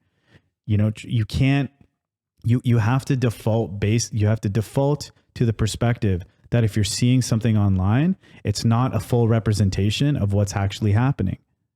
You know what I mean? Go to the source and talk to the people, find out for yourself.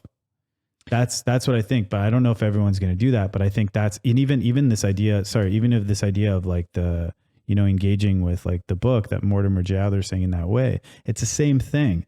It's like, don't just like listen to someone else's perspective. Like I'll talk to some people that think they are like, they have really like well-rounded perspectives on things, right? But then when they start documenting where they're pulling shit from, it's like sources of people and sources of information. They're not saying shit like, well, I actually went there the other day and this is what I saw. It's like they collect sources of like, they collect a bunch of like people that they like pull as their sources and they combine those into like their own perspective. Yeah. Right. Mm-hmm. And nobody's like driving to places and going and seeing things and asking questions for themselves, seeing how it works. Maybe that's not realistic, but I think that for me is something that helps me a lot. Is I always ask myself, like, do I have direct experience of this or not? If I don't, I just don't know. Do you think reading books can be a kind of direct experience? Yeah, it depends on how you read them. And the key thing is that the super, super important thing is that you have to recognize that a book is limited in what it can communicate. And so when you engage with once you understand someone's perspective and you engage with it back and forth, you'll find gaps. You got to ask yourself when you read something, is that true? Do I really agree with this? Who cares if it's some known figure or anything like that? Just ask, does it make sense? Does it not make sense? And when it doesn't, you got to go to direct experience. Mm-hmm. You got to go to the source, got to go where it is and see, does that really make sense? Does it not make sense? So that's what I think is like really, that's the only thing I think, the only thing I can think of. And then the only other thing I would say, this is just like my own personal opinion thing, is you have to, I think like there's a time to pick up like it's tough to say this because I think so much of the problem is the way that we engage with ideas. It's like, that's like, in my opinion, and the way that we don't go to like the direct source. Like, I think that's like, for me personally, I think that's like a big part of it, like 90%. But if you've done all that, if you like, you know, and you feel like, you know, like there's a time to pick up like a sword and fight, right? There's a time to do that. But I think that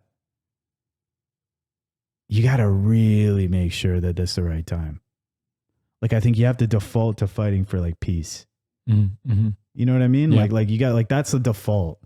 And that's the other thing about like, that's really important about going to the source. And like, you know, you don't have to like, like if you see some shit on the internet and it's pissing you off or you're hearing some things and it's really bothering you and stuff, like to default to like, oh yeah, like fuck this, you know, this is what it is. It's like, I just think like I don't see enough people defaulting to curiosity. Mm-hmm. And I find like for me, that's really, really useful. Like you can also get interested in a subject, even if it's a difficult subject, even if it's a really hard hitting subject, like, you know, hey, don't talk about that. We're not talking about that. It's a, you can get interested. You can talk about it. Mm-hmm. Just get interested. Just ask somebody how they feel. Why are they upset? you can get interested in these things, you know? Totally. And you'll find as you have a chance to ask questions and have a dialogue about it, you feel better. Yeah. People think it's embarrassing. I do this. Like I am people. People think that it is embarrassing to not have a take, not have an opinion, to look like they don't understand anything. Nothing is more embarrassing than someone catching you just saying something that somebody else already said that you heard. Yeah. That is the most embarrassing thing. Yeah. When I watch myself just mouth some opinion that some internet commentator created, I am aghast. I look at that and I think, wow, I really hope nobody caught me just now, because that shows a complete lack of interest, a complete lack of engagement with the real world. But it's part of the process. You know what I mean? It's part of the process. Like, okay, so what? Like, you're trying to find your way. There's people that you're like interested in and you're like imitating them. It's cool, man. It's like, it just is what it is. You know, it's like, you just gotta, like, that's part of it. You know, I know, but I do think that I get what you're saying though, for sure. Mm-hmm. Yeah. Like I think that if I were to default in one direction, I would rather be embarrassed being in a situation where somebody asked me a question and I gave them a terrible, inarticulate answer that was my real answer to 100%. it. Or I said simply, I don't know, then I gave them something that sounded really good, but I just cribbed it from somewhere. Totally, you know? man. Totally. And yeah, so I don't know, man. But I can just say that another thing that's really weird is that when I talk to people, I can see how charged people are getting. They're getting more and more charged over time. Mm-hmm. I notice it in the conversations. And I don't mean to be disrespectful and when I say this, but in most of the conversations I have, I find it's extremely easy for me to poke holes in the way they look at things. And I mean on every subject. And I'm like, again, I'm not trying to be disrespectful. I know like these are real emotions that people are feeling, but I just feel like in most conversations, maybe because I feel like you should default to peace and there's not a lot of like situations that actually warrant taking like a violent action.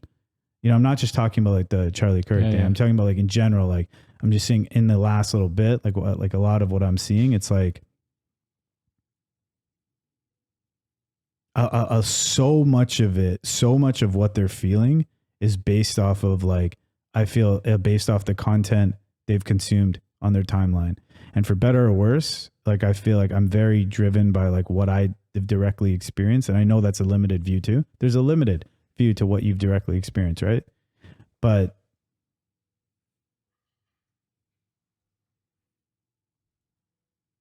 yeah, I just feel like a lot of it is people are just charged because if they're absolutely honest about it, and I'm not saying these things aren't real, I'm not saying these issues around the world aren't happening, I'm just saying that the reason that a lot of people are charged in where I live, which is the Greater Toronto Area, for a lot of people, it's because of something that they have consumed on their phone.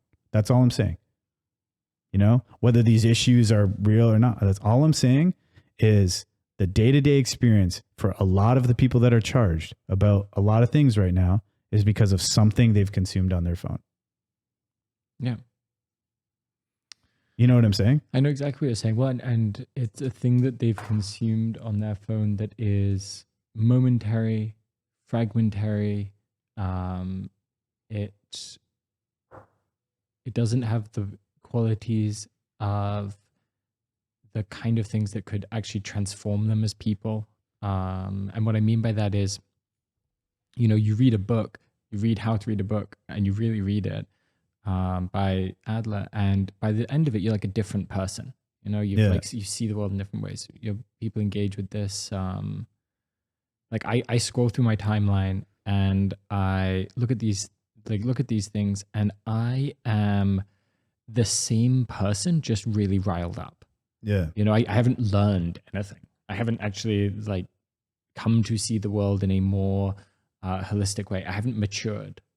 I am gaining particular emotional states because of the content, but I'm not actually gaining any direct experience. Did the Charlie Kirk thing rile you up? Yeah. It's do you know anything about him? No. So here's the thing. Yeah. So that's why I wanted to dive into this with you. I wanted to 252. Thanks. I got time. We'll wrap on this. But like I didn't know much about this guy. Like I didn't know much about him. So I had seen his face. I think I've seen him. Like I've probably seen videos and media of him, but I didn't know much about him until like, when he died. So who is this guy? And like, why does this incident matter? Like, why is there so much, like, in your opinion, like what is significant about this? You have his Wikipedia page. I read this last night. Yeah. So he, these are the facts that are really salient about him to me. Yeah. He is a young guy. He's younger than me. But he's like very close to my age, this guy. He, when he was at the end of high school, he ended up not going to university, and he had strong. I've listened to an interview he did where he had strong perspectives on university not being a great way to become educated. So he is like self-taught. He's an autodidact. He is, based on my read of it from like just the few podcast clips that I've listened to of him and how he told his life story, he's like pretty well educated. Like he didn't mess around. He really read the books. And he was very interested in politics. And so I think when he was like 18 or something, he founded this group, Turning Point, which is his main organization. And it is a political action group that has, in American politics, very right-wing politics, very Republican-coded politics, that attempts to build support for Republican policy and Republican campaigns, where he was a very prominent figurehead for this group. So a lot of the way that Turning Point operated was through him as a social media influencer. His kind of main shtick, he did lots of things. He did podcasts and talks and this kind of thing, but his main shtick was he would go to university campuses and he would debate these kind of very left-wing students, very left-wing teachers, and those debates would kind of gain him kind of more people who would be positive about republicanism. And he became, in a very short period of time, a seriously influential part of kind of right-wing politics, party politics. Because it was I don't know how they would technically describe themselves, but my very quick read on it was that very closely aligned to the Republican Party in the US, because it's very party oriented.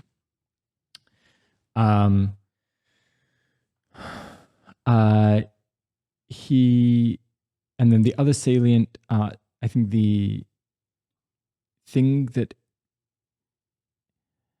I think the other really salient things for me on this were, he's my age, he has 2 kids, and he was like a beautiful human being. You listen to these, he's like literally physically good looking, he's a physically good looking person.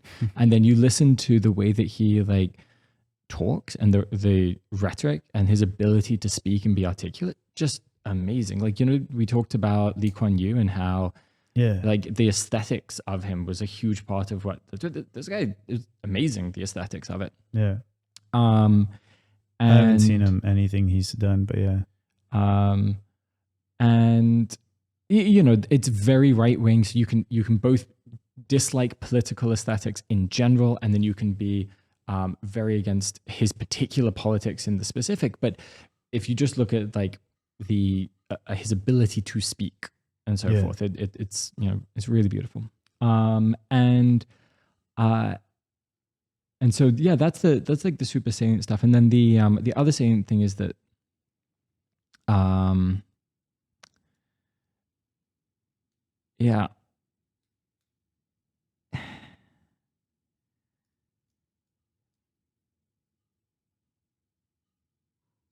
the idea of somebody who's like trying very hard to be courageous and thoughtful and well-read and well-spoken to push for what they believe is a better world, being killed for that in a horrible way in like the prime of their life with a young family is and it's it would be sickening in any case, right? Like any kind of murder in cold blood is sickening, but like that being the reason, and we don't know because there's no like manifesto or something, but at some level of analysis, that's the reason. Like, even if it's somebody who is having like serious mental illness, like leading to this, at some level, that's the reason that this happened. It's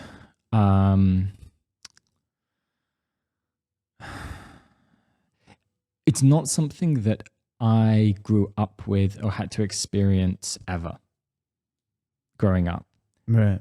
Like, you mean it's something you read about, like, historically? Yeah, I read about it historically. Like in the 1900s, in the 1960s, you had JFK, RFK, Martin Luther King, Malcolm X, a couple of others. Like, this actually happened a lot. This happened like all the time. So that's like relatively recent history, in some sense, but it's not something that like I've ever experienced in like, it's like across the border. It's like really close, right? Yeah.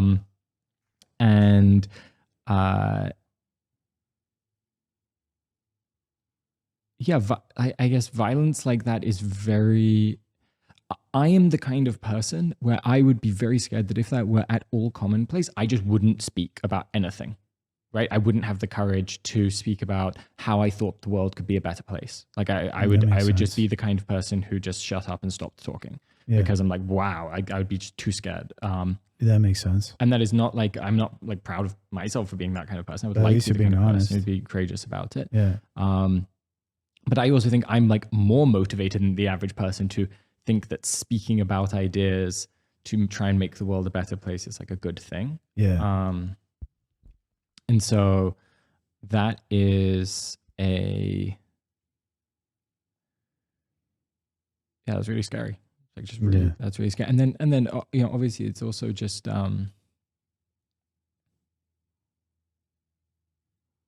it's family, that's just and because for me, like I'm the same age, I'm like interested in politics and this kind of thing. I'm like, then there's a kind of, oh wow, that's horrible. I actually, even as I say this, I'm almost like a little, I would want to give like space.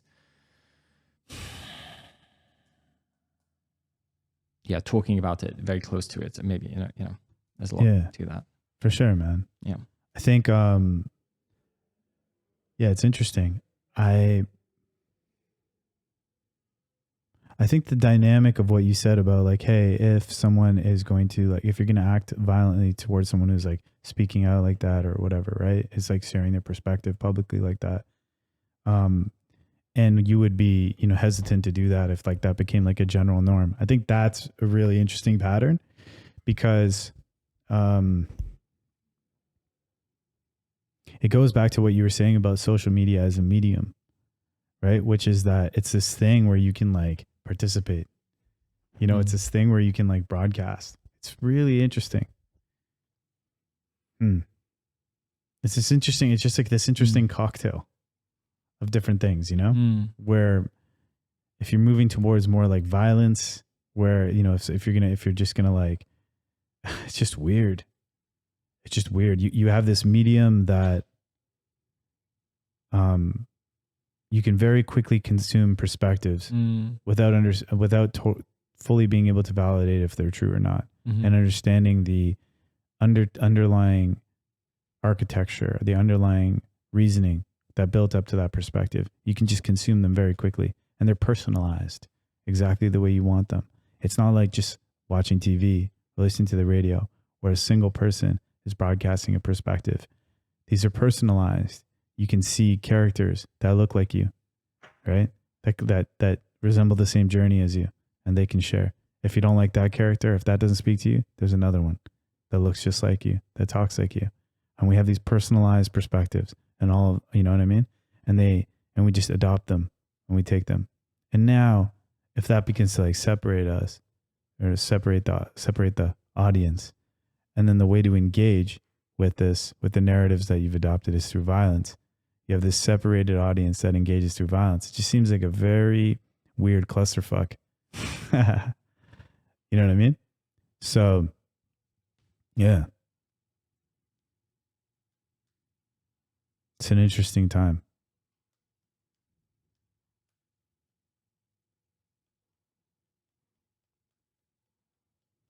I don't know what to make about it yet, but I've gotten more curious.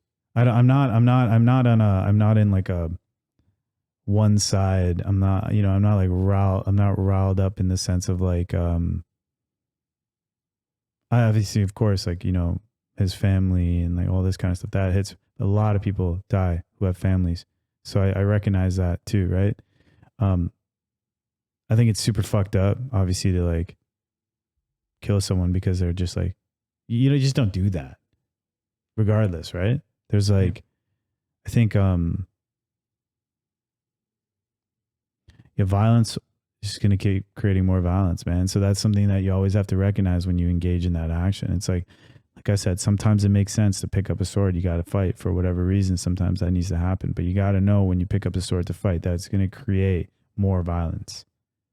You know what I mean? Mm-hmm. So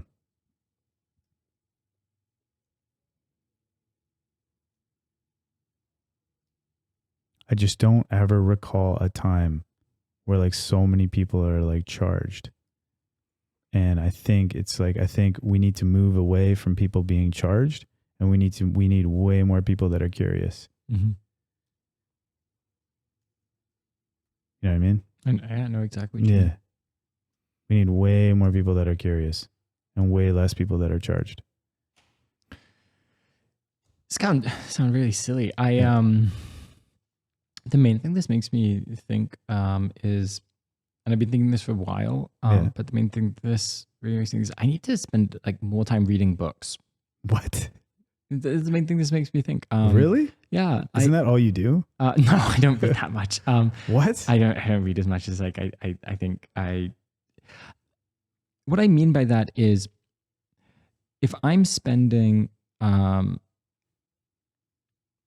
I think that the ways that you interact with the world in terms of the mediums that you can, the mediums that you use, and the actions you take in relation to those mediums, really do shape the kind of person that you are, much more so than the particular content. Like, if you have somebody who's very politically right-wing and feels very strongly about those views, and all they do is read and write 300-page tomes, you get a very, very different dynamic to somebody who shares essentially the same opinions, but it's being mediated via this social media. And when I think about this and like what we as a society could actually physically change tomorrow, and it would change things a lot. And I think for myself as well, like what I would like to do is I would like to take more walks. I would like to read more books. I would like to have like long form conversations with my friends. Mm-hmm. And like, I don't think that like using social media in a certain way is going to fix that for me, at least, right? Like, I'm going to need to have this kind of transformation of the kind of person that I am, and actually just going with the mediums and the ways of gaining information about the world, like gaining direct experience about the world, that within their structure help transform me into the kind of person who will know when the right time to pick up a sword is, and also know how to work for a peace. Yeah. That's what that makes me think is the right answer, at least for me. I think I feel the same way. Yeah. It's cool. We barely scratched the surface on anything that we needed to talk about. I think like we touched on just a couple of subjects. Yeah. But another time, man. At some point, I would love to talk. I would love to talk about industrial policy with you, because I've learned a lot about industrial policy over the last like month or so. Really? Yeah. And what time is it, Robbie? I can't. Oh, It's okay. me. But I would love to at some point, because I know you've been thinking about dual use technology and a lot, industrial policy, and I feel like we could discuss some really interesting things with it. Yeah. Okay. Yeah. Maybe in a couple of weeks. Yeah. Or we'll see. Maybe sooner. All right. Thanks, man. I really appreciate you. Really, really appreciate it. Good conversation.